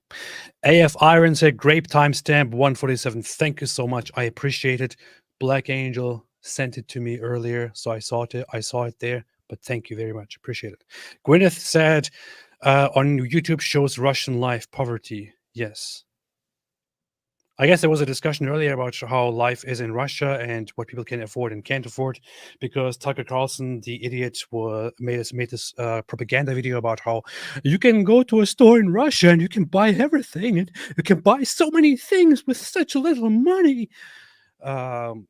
The point is, if you actually compare the situation, by American standards, you spend little money buying groceries in Russia. But if you go to Russia, if you live in Russia, you don't make that much money. In Russia, people spend much of their, probably most of their income on groceries. It's stupid. It is ridiculous. But they've got shopping carts that go up escalators.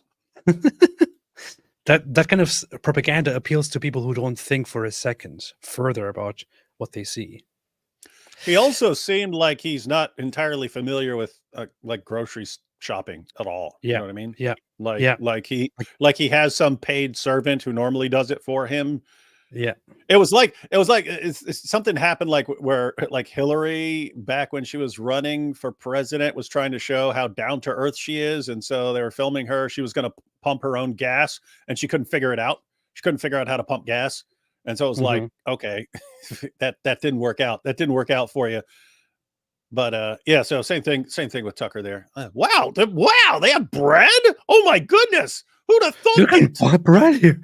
A store with bread? Oh my goodness. Whoa, look at these little carts. They move around. Wow, you can put stuff in these.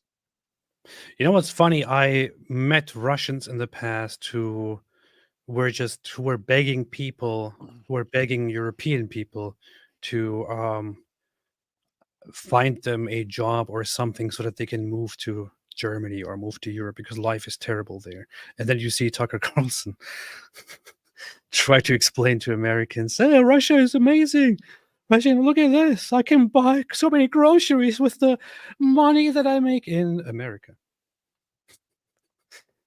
Billy Mandalay said, back when it was the Soviet Union, gosh, I forget what the situation. Someone was going to Russia.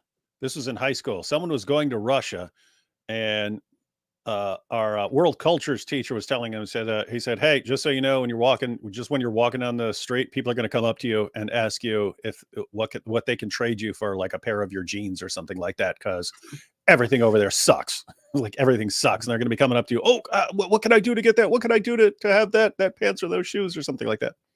Yes. Dominique Kayana said Andrew Clavin said it was. No, he did not. He did not. Andrew Clavin did not say that the phrase "Christ is King" is anti-Semitic. He didn't say that. He said saying it is he said it's anti-Semitic as being well. used. He said it's being used by that, and he declared in the same clip he said Jesus Christ is Lord, and every knee is going to bow, and every tongue confess that Jesus Christ is Lord. Don't make us pull it out again. Don't make us show it again. He himself, in the very clip that you are referencing, said, "And I say, Christ is King. Christ is Lord, and every knee shall bow." That's what he himself says. He said that, however, Candace It's being Owens used. It depends is on how it's using being it. used by people. The Candace Owens is using it in a context, in a way, in an antagonizing way, waving it in Ben Shapiro's face, and basically abusing the phrase and weaponizing it in an anti-Semitic way. That's what he said. That's what it was about. He never, ever said that the phrase itself is anti-Semitic or that saying the phrase is anti-Semitic. That's completely made up. Nobody said such a thing. Nobody said such a thing ever. Logan Price said, "Do you think Ali Dawah and Mohammed Hijab are actually atheists and just doing this for money?" No, they're. So one is extremely stupid, the other is extremely dishonest and narcissistic. And these are just very good qualities for Islam. Yeah. Yeah, I also don't think that they're actually atheists or just doing it for the money. The money is just a perk if they know that they can get rich from dawah, people who are desperate. But with all of that said, it would not be entirely shocking if we find out some of these guys are actually just total grifters who don't believe this stuff at all. Oh my God. What?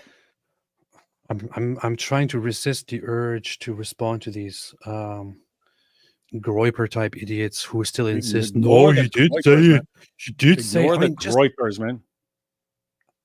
You know, we had a live stream a few weeks ago where we addressed that specific issue. I think it was something about Christ is King, and we talked about it. And I played the clip of Andrew Klavan and what he actually said. You can see there for yourself that he never says that Christ is King is anti-Semitic, and he affirms the phrase himself. So if you are going to sit here and still argue after seeing that clip that Andrew Klavan or somebody else said saying Christ is King is anti-Semitic, then I'm sorry, you are not a serious person, or you are very stupid. I'm sorry. Yeah, and like side note, like what if he had? What if Andrew Klavan had come out and said the phrase "Christ is King" is anti-Semitic? Who freaking cares what he like? Who would care? I'm like, oh my goodness! Oh my God! AP, did you hear this? Andrew Klavan said this. Oh my goodness! What are we gonna do? This is why we have to declare war against the Jews. This is why we have to support Nick Fuentes. I'm a Groiper now. I'm a Groiper. Like, gosh, this guy's the thought process of these people is like really, really weird. You know what you guys do when these guys come out and engage in this very, very sick anti-Jewish behavior? You are doing exactly. You want to point at Jewish society that are a tiny minority and say, "Look at this! Look at those people! They hate Christians." How about what if certain people among Jews pointed at you guys, at you lunatics like Groipers, and said, "Look at this! Look at these people! Christians obviously hate Jews. We should beware of them." Same logic. Where do you think this goes? Don't be ridiculous. Don't be stupid. Mm-hmm. Logan Price said, "Do you think Ali Dawah and Mama?" Yeah, I already read this, man. What's wrong with you? Lowther said, "Imagine an alternative universe. Everything is the same, but Ali Dawah was a regular guest on your streams. It would be comedy gold." That would be fun. That would be awesome. Ali Dawah, open invitation. Anytime you want to join us, let us know. We're here for you. Stefan the Pelter said, "Christ." Hey, don't be having smiles to Jenna on there feeding you grapes, man. This ain't a porn channel, just so you know. Anyway, I'm trying to see you satisfy your freaky fantasies on our channel. Freaky fantasies. So yeah, no grapes, no graping on our channel. Yeah, we want to make this clear. We do not tolerate grape on our channel. We do not tolerate grape on live streams. We don't welcome this. You can keep that on your Islamic channel. We don't support grape culture. Yeah, We don't want grape. We don't support grape culture. Grape each other on your own channel. We don't support it here. Okay, just so you know. Jack says Islam has given birth to some great comedy. Thanks for that. And she was 9 years old. Love you guys. Thank you so much. Love you too. Sheikh Yadik says, Poland, am I a joke to you? Yeah. This is so childish. See what we're dealing with. Hobocop says Islam's favorite Jedi, Grey Picket Skywalker. Hobocop. Being Christ-like says also off topic, but AP, where did you get the Did you make that song? The original song is a royalty-free Islamic humming nasheed song that I found a while ago, and I played it actually during a video of mine. But as I was going through the songs that I had saved on my computer, I found that and I thought, wait a minute, this sounds interesting. What if I add a beat to this and play with this a little bit? And at that time, I was really into experimenting with making music. So I sat down and actually sliced it up and added a beat to it, and that's how I created it. But that was my creation. It was the best thing I've ever done in my life. I'm proud of it. We're proud of that. Pat's leather strap said a Saudi football fan just whipped a player. You see, this is what Saudis do. We just gotta keep rolling John with that. Shoy said Dildo Hussein has a smug, punchable face. He does have an annoying face. He does. Ezra Gregory said, between being graped and the cow, I will choose the cow. That's a good choice, Ezra Gregory. That's a good choice. I appreciate that. Ayatollah Khamenei says, just interviewed a new assistant today. He wouldn't stop stuttering, and I had to ship him off to be Platinum Minds. Sad. That's true. Why stuttering? Go top here. I will help you completely, day or night, with whatever you need. Baby. This is getting more and more unhinged here. Brother, please, we all know Egypt is a great country for Christians. It wasn't like Egypt was the heart of some pan-Arab racist Islamist movement. Nah. Indeed. Yeah, the site of multiple terrorist attacks against Christians and so on. No, never. And it's not one of the places where they'll kidnap Christian girls and forcibly convert them. Nah. It's not the place where Coptic Christians had to start covering their kids in these kinds of tattoos so that when they get kidnapped they could actually identify them. Nah, none of that stuff, right? Never happened. No, Never happens anyway. It's the Jews. Ali Dawa to Daniel, who picks on Jews. Grape me like one of you. I'm not going to read this. Okay. It's an interesting Islamic scenario. I'm not going to read this, though. Did you guys hear about the Candace Shapiro debate? Will you react? Is it actually taking place? Did it already happen? Candace Shapiro debate. What is it? Is it going on? Is it happening? What is happening? Of anything more? I just saw a tweet that said, I hate both Candace and Ben Shapiro and can't think of anything worse than hearing them debate. So the last thing that I heard was that they were in the process of arranging the debate, but both sides were refusing the other side's conditions. So I'm not sure if it's actually a thing. I don't know. I would totally watch it. And I mean, honestly, seriously, Candace Owens is a joke. Ben Shapiro would be putting her in her place really, really badly. That's my prediction. I don't know. Maybe it will turn out differently. I don't know, but that's usually how it goes. Right? Was Muhammad ridden by a jinn in the night that were actually black Africans in the Hadith? Very likely, could be. Could be. Corners Bulldozer, how do you respond to people saying that we shouldn't worry about foreign conflicts and that we shouldn't intervene in them? I would say it's a very dumb idea. Yeah, just so you know, when and keep in mind, I don't think that's an insane position to take. Hey, this fight is Not going insane. on over here. We shouldn't be involved, or we should be less involved. You can make cases for that. Usually, the United States gets involved in conflicts that the United States thinks are in its own interests. In other words, they think what happens in the Middle East is in the interest of the United States. And they think that Israel losing the war to Hamas or Iran or Hezbollah or any of these other groups would be bad, not just for Israel, but also for the United States. And I am inclined to agree that these things affect more than just that area. Do you know what would happen in the world if Israel suddenly collapsed? If Israel I'll tell you suddenly exactly what collapsed, happens. if Israel suddenly Reformed collapsed, caliphate within a year, there would be a reformed caliphate, because they would take that as like the ultimate win, and they would take that as proof that Allah is again on their side, and that now is the time to conquer the entire world. That's what but would not happen. only that, but that is one aspect.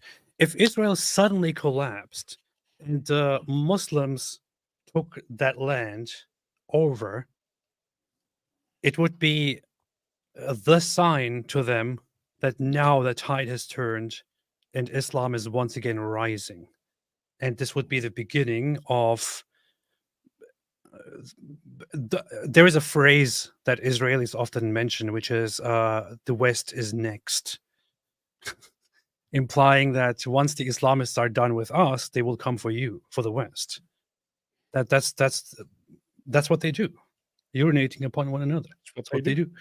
But there's also a phrase in the Middle East that goes way back, which goes after Saturday comes Sunday. Mhm. Or some also say first the Saturday people, then the Sunday people. You know what that means? Google it, look it up. I'm not making this up. Google for after Saturday comes Sunday. It is well known in the Middle East. It was also used in the 1930s in the whole Palestinian Arab uprising against Britain and the attacks against Jews. The idea was first we will attack and drive out the Jews on Saturday. Then on Sunday, we'll get to the Christians. So metaphorically, that's what is being implied. First, we take care of the Jews, and then we'll come to the Christians. Well, once we have driven out or killed the Jews, we will kick out or kill the Christians. That's a general sentiment. This is also a sentiment that many people in the Middle East who are not Muslim, who are Christian or Jewish, are familiar with. They are familiar with this phrase, which is why not everyone is a great fan of Islam.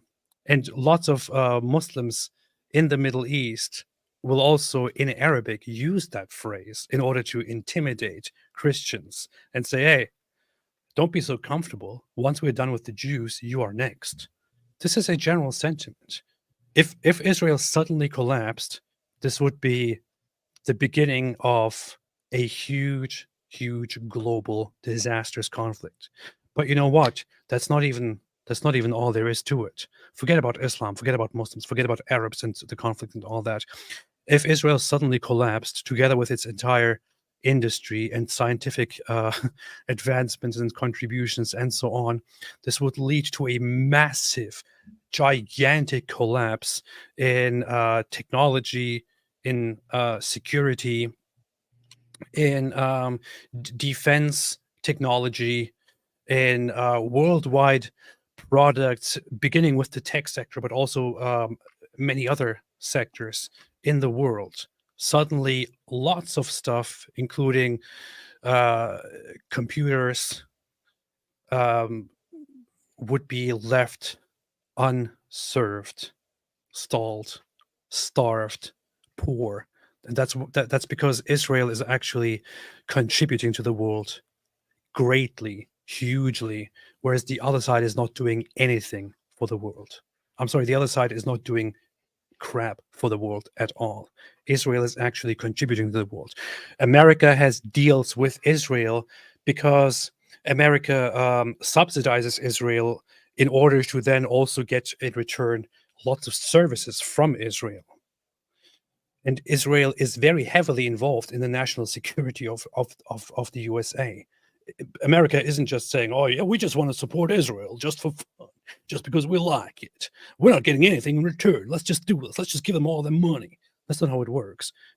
America is looking out for its own interests and is doing so quite well. And Israel is a very reliable partner in this exchange. So it's a ridiculous idea to just say, you know what? I think we shouldn't be involved in any conflicts at all. Just leave them alone. That's not how it works. You can't make partnerships and benefit from each other so greatly if you don't know the in and out, the details of all the alliances. Learn about it first, but you can't benefit from each other. And then when it comes to conflict, say, you know what? We don't have any interest in this. We'll just stay out of it. That's not how it works. That's simply not how it works. It's stupid. And one of the other things that has happened, as far as Islam is concerned, apart from just not being able to take a loss to the Jews and the obsession with that, the theological defense of, hey, they're on land that was once controlled by Muslims and now it's controlled by non-Muslims, and therefore we have to keep fighting until we get it back. That reasoning, it's not what it applied to in the Quran. In the Quran, it applied to Mecca, right? Like Muslims had to take Mecca because the verse says, drive them out from whence they drove you out. But there have been Muslim commentators who say, no, that means that anytime we get driven off any place, we have to keep fighting and keep waging jihad until we get it back. We cannot lose something that we once possessed. If this actually happened, that they were successful in getting Israel back, attention is just instantly going to turn to Spain and places in India and so on, that they now have to get those back as well. And they're going to believe Allah's on their side in getting those places back. So way more jihad in the world. Yeah. Yeah. You know what's very funny? If you look for a list of Israeli inventions, you get huge sources, including a major, vast Wikipedia article for it. If you look for Palestinian inventions, there is no such thing. If you want to go broader and look for Arab inventions, you also don't get much in return. Do you want to support those who actually contribute to the world, or those who just care about themselves? They're great at coming up with conspiracy theories. That's true. They're great at coming up with those. So that is the main. That's the chief export of Gaza, is insane conspiracy theories. That's true. That's true. Even there, the identity and the flag were created by a Western people. Please. Based Autistic said, I have met a bunch of Muslim friends. I am known as Habibi. And one friend has become Christian, but he's still afraid to come out publicly. His family is from Pakistan, and I'm not sure what to say because I understand his fear. That is a problem. It is always a problem that you have with people who convert from Islam to a different religion. What do you want to say about this, David? Yeah, that is that's going to come down to a person-to-person thing. And there are people who say, no, you should just run out and start preaching to everyone and announce what's going on and so on. And there were times when Jesus said, hey, not my time, and would go. He'd get out of the place. He'd get out of an area. So yeah, I don't think it's clear that you need to instantly go out and become a martyr as soon as you convert to Christianity. In fact, I think that would be bad if you just started going around putting yourself in situations where you're going to be martyred right after you become a Christian. Murdered? Don't get murdered, boy. Yes. Matt said, asking reports of oppression against Armenian Christians by the Israeli government and Jewish investment firms trying to push them out of the old city. Fake news. Push them out of the old city? It's a Muslim majority. The old city's Muslim majority.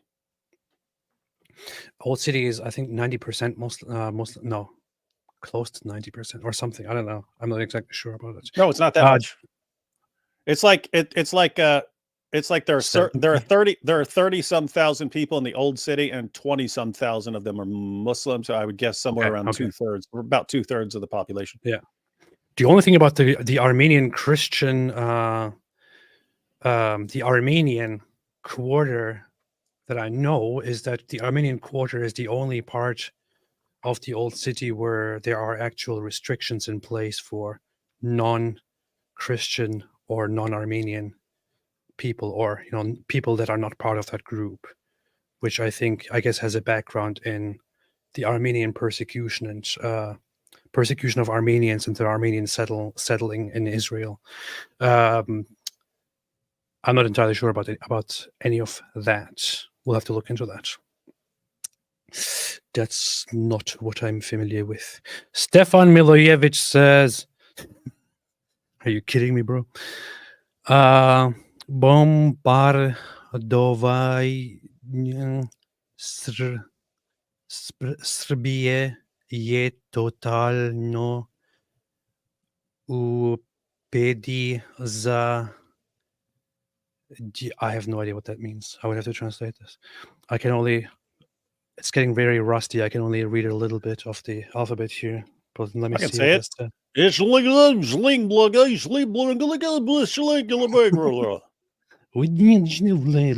That's Serbian. Let's see what it says. Bombing Serbia is totally fine for the whole West, but when Ukraine is bombed, it's not fine. Yes, it is.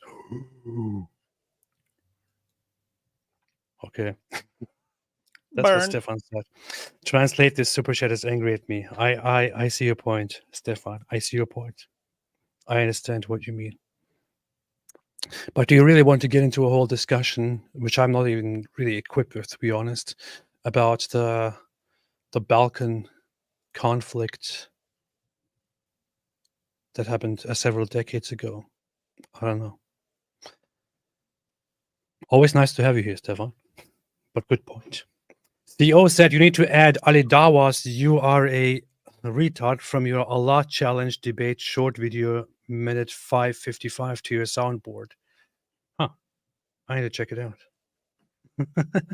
Jack said everyone needs pet pigs, keeps the Muslims away. Don't say that. It's very Islamophobic. Very Islamophobic. Very, very Islamophobic. Muslims don't like pigs. That's very Islamophobic to have pigs. Jolly good day to you both, said Joe Malik. Thank you so much. Appreciate it. Okay, I want to go. I want to leave. It's too much now. Ayatollah Khamenei said, me when shaitan farts in my ears and peace in my ears. Brother, ooh. Ew. Brother, ooh. Ew. What's that, brother? Ew, brother. Sid Dave said, if Mohijab was born in most time, Mohijab would have happily married his daughter to our beloved Mo and let her become a right-hand possession. He would have probably done that. That would probably have been an honor. It is for me an honor to have my little daughter married to the Holy Prophet. Papi Cthulhu says, jizya for the cult daddy, AP. See, this is what I mean when I say it's just getting unhinged. AP, have you come across Peter Boghossian's stuff, especially about Jew hatred in the West? I have come across some of his stuff in the past, not in this context. Have never really looked into his stuff, however. And neither has David, unfortunately. He was the one doing that famous interview with Richard Dawkins where they were trying to figure out what would qualify as evidence for the existence of God, and they concluded that nothing would. Like it wouldn't matter. Like even if God wrote a message in the stars, they're like, we could say that powerful aliens did that. God writes a message in the stars, but I don't believe it. No, I don't believe it. Tarun Tide said, can you guys please tell the great prophet Armin Navabi of Enlightenment atheist Islam to not insult religions for the sake of it, reason be upon him. Nobody can tell Armin Navabi what to do. Yeah, we do not control Armin Navabi. Well, I do control the ex-Muslim. Oh yeah, community. Yeah. I keep forgetting that you are the chief leader and official spokesman of the ex-Muslim community. I keep hearing. I'm the face and spokesperson of the ex-Muslim community. In fact, everyone who becomes an ex-Muslim has to register with me, and has to let me know, and I have to authorize what they can and can't do, and so on. Except for Armin Navabi, I can't control him. Nobody can. So I'm sorry. Sir Dr. Whitebeard said, shout out to the homie Goat Hub, code Aisha's Goat for a free hoof pick. My baby. So stupid. My baby goat started posting vids. I know the Abduls are excited. 5 silver pesos said, what's wrong with Gilbert Grape? Hey, I watched that little movie a long time ago. I thought it was called What's Eating Gilbert Grape. Was it What's Wrong with Gilbert Grape? It's What's Eating Gilbert Grape. What's Eating Gilbert Grape. That was an odd movie. I saw some of that. That's before anyone knew who Leonardo DiCaprio was, but I didn't see the whole thing, but I remember watching that when that was 1993. So that was before I got locked. I remember thinking, gosh, this kid can act. Yeah. That's pretty promising. Immortal 17 said, unsubscribe to David Morningwood as he stopped doing his Islam is not for me outro, which means he realized Islam is for him. You see, that is it's too powerful. This is, in fact, guys, there will be a video up on my channel tomorrow about me believing in Muhammad now. Alhamdulillah. Gampik made a super chat. Thank you so much. Appreciate it very much, Gampik. Ayatollah Khamenei said, grape you nut. Giggity. Nut. Those were times. Immortal 17, Aladdin, if you're watching, here is an honest advice. I think you will find more success in an ASMR channel. Ex-Muslim content is not for you. I don't know. Maybe you could just do, how about, let's put a little twist on it and do ASMR ex-Muslim channel. Alhamdulillah. See? This is the wisdom of Allah. Egyptian prince said, instead of laughing and making dumb noises, actually watch the interview. I'm thinking, hey, this sounds like one of that same whiner as before. And is it? So hang on, we're supposed to decide. So we're supposed to hate Israel, and it's a requirement for being a Christian, according to Egyptian prince here. And and Tucker didn't support Russia with all that. Isn't this amazing? I mean, well, look at all these groceries I got. Oh, what about this bread? Oh, everything is so great over here. Look how clean things are. Oh my goodness, look how orderly everything is in this train station. Why can't the United States be more like this? Why can't we be more like Russia? We need better leaders just like Russia. He's not supporting Russia. He's not doing it. Egyptian prince, you sound like a dope, dude. If you are saying that Tucker Carlson's video in which he goes to a grocery store in Russia and talks about how amazing it is, so far removed from all the problems, all the economic problems in America, if you think that is not an attempt at just supporting Russia in a terrible way, by the way, I don't know what to tell you. You can't possibly be serious. And plus his attempt, of course, to seem impartial and go and sit down with Putin and also lie, by the way, and say that Western outlets don't want to hear Russia out and they don't want to represent Russia, which is why nobody even sits down and talks to Putin. And then Russia actually comes out and makes a statement on this and says that this is not true. Many journalists and reporters from the West actually contacted the Kremlin, but the Kremlin refuses to give interviews. So even Russia refuted Tucker Carlson's pathetic attempt at trying to say West is bad, West is bad, West is bad.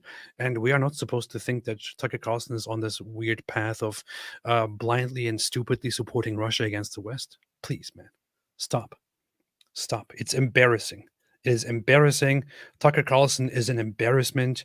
He's dishonest, most likely paid for, and unreliable, incompetent. Why would you trust a guy? I did watch his interview, by the way. It was terrible. And you can also see that he never got the fantastic reaction that he thought he would get, because he goes there and acts like he's there to basically suck up to Putin. And upon asking him why he invaded Ukraine, Putin actually sits there and gives a half-hour explanation of the history and development of humanity. What is this, man? And I hope you also saw our demonstration that we made earlier about your Israel stuff. Yeah. Jack says, all who think Islam is truth, I dare you to debate CP. Please don't bring up child P here. This is not the place. Grace S said, did you notice Jay Dyer is pretty anti-Israel, more into the conspiracies in regards to Jewish people? Curious if you thoughts on that. I am aware. I know that Jay Dyer is one of the people who have very strong opinions on things that I would heavily disagree with and that I would say are baseless conspiracy theories. I have always known that about Jay Dyer. Nevertheless, I have a lot of respect for Jay Dyer because I think despite our disagreements on certain social, political, religious, philosophical things, the guy is extremely intelligent, and it's always a pleasure to interact with him. And he has been, in our interactions, nothing but charitable and respectful with me. And I have been with him as well. But yeah, of course, I know that I'm aware that he has his theories about Israel and all that. And actually, it recently came up that I should have a conversation with him about this. Not sure if it's actually going to happen, but could be a thing. But I love the guy. I think he's incredibly smart, and even people like that can have ideas that I think are totally misguided. May Allah guide him. Eli Shamoon made Eli made a super chat, said love you both, and made a big super chat of $200. Always very much appreciated. Thank you so much for supporting this channel, despite the fact that we also get heavily funded by Mossad all the time per second. $5 per second actually per live stream. So it's big money, but this helps too. Thank you so much. Appreciate it. Appreciate it so much. And always good to see you here. Much love, Ellie. Yeah, David is there flashing his $50 that he just got from going live from Mossad. $50, 50 shekels. Oh, 50 shekels. Sorry, yeah, 50 shekels. Yeah. What's a dollar? No one cares about the dollars. We care about the shekels. That's true. That's true. Knows too much, said Groiper, Jesus is king. Me, your king is a Jew. No, they will say Jesus was not a Jew. David, was Jesus a Jew? Yappers. How can you say that? You're not a Christian now.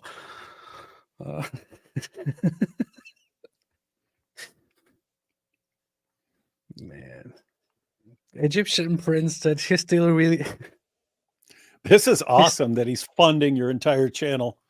Hey, He's Egyptian trying to help. prince, thank you for making these super chats. It's really helping the channel. He's trying to help people get out of the delusions of being Zionists. Hey, look at this. Look at this. Isn't it amazing? History will remember you similar to Nazi sympathizers. So we're supposed to hate Jews and despise Jews and want Jews wiped out so that we won't be remembered as parallel to Nazi sympathizers. Great bit of reasoning there. Look, hey, guys, you have to wipe out the Jews or else you'll be Nazis. It's like the stupidest nonsense ever. Yeah. Sam Harris recently, again, caused controversy by going into a topic that I just love, which is that Hamas is worse than the Nazis were. And in fact, Palestinian society is worse than the population in Nazi Germany, because much of the population in Nazi Germany was unaware of the atrocities that were actually happening. And they weren't openly endorsing the massacres and all that. It's not the same in Palestinian society. They are quite proud of persecution, of extermination, and they advocate for an anti-Jewish genocide.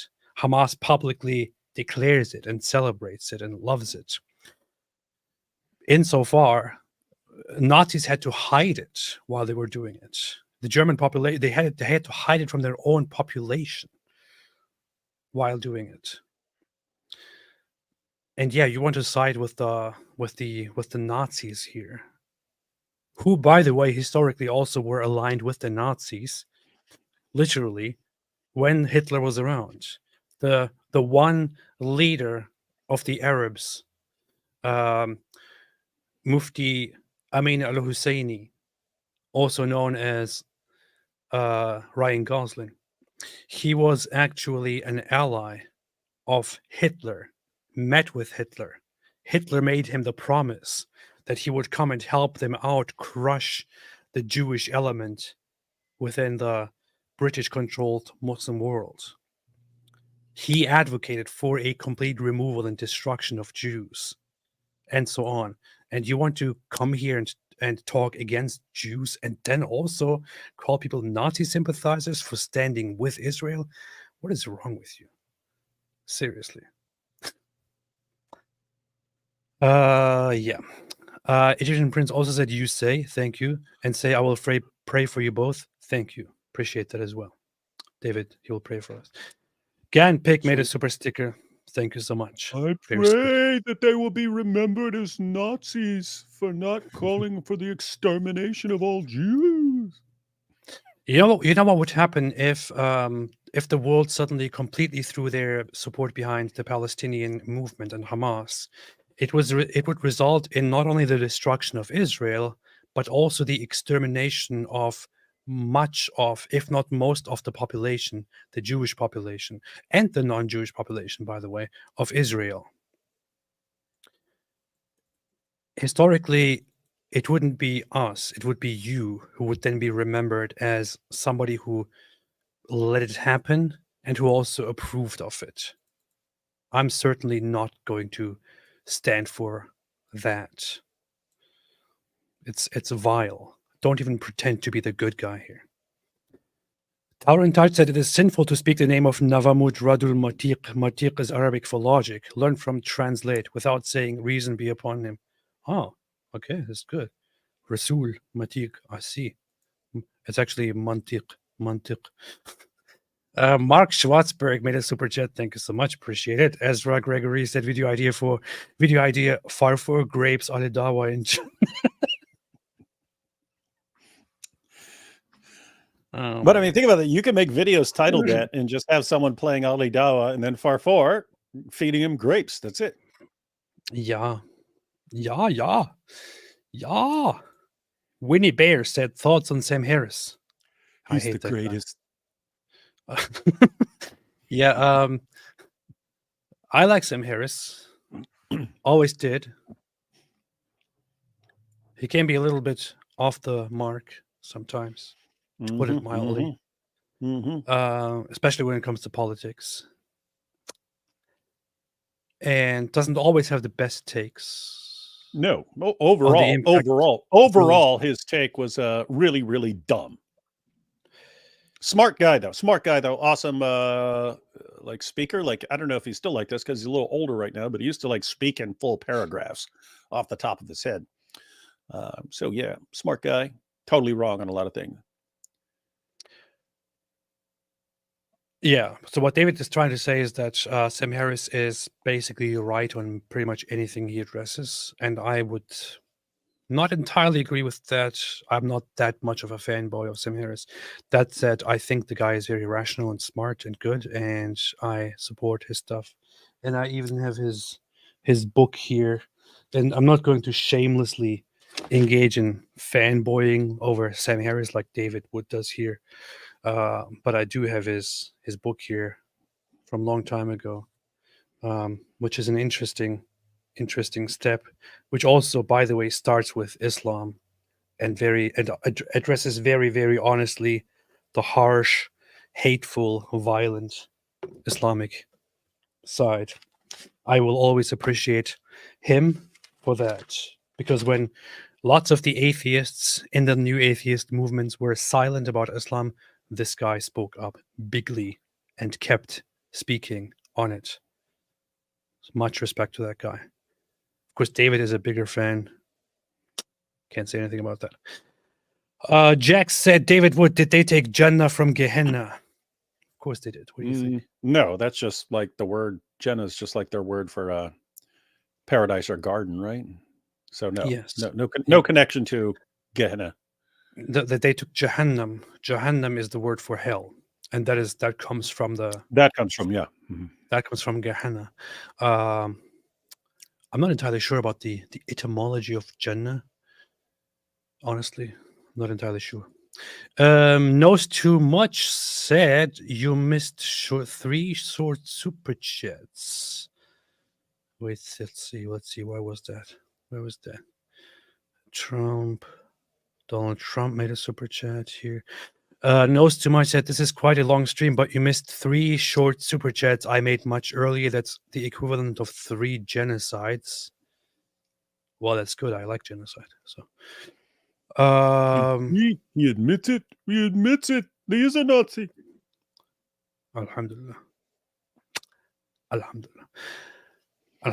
All right. Anything else, David? Nope. That's a good point. And we could probably cover that in tomorrow's live stream, which we will Super be dope doing. video up tomorrow. Tomorrow's live stream will be taking place tomorrow. Very important. And it will be taking place on my channel once again. And then on Sunday, it will be taking place on David's channel once again. But tomorrow's live stream, very important. Tomorrow's live stream is going to be tomorrow, just so you know. Christopher said, love you both. Thanks for all the work you all doing exposing Islam. Thank you so much. Appreciate it. Me and Nabil. That's funny. You and Nabil. Classic video. Nice. What we will see you all tomorrow. Remember, tomorrow's live stream is going to be tomorrow. I'll see you all tomorrow. Thank you so much for joining. Always make sure to not support grape. Don't do live grapes. Don't endorse people who grape each other on live streams. We don't do that kind of stuff here. We don't do grape. We're against grape. Stay away from grape. And grape fantasies. Don't watch people's grape fantasies. Yeah. Don't watch it. And as always, speaking of grape, stay away from Islam.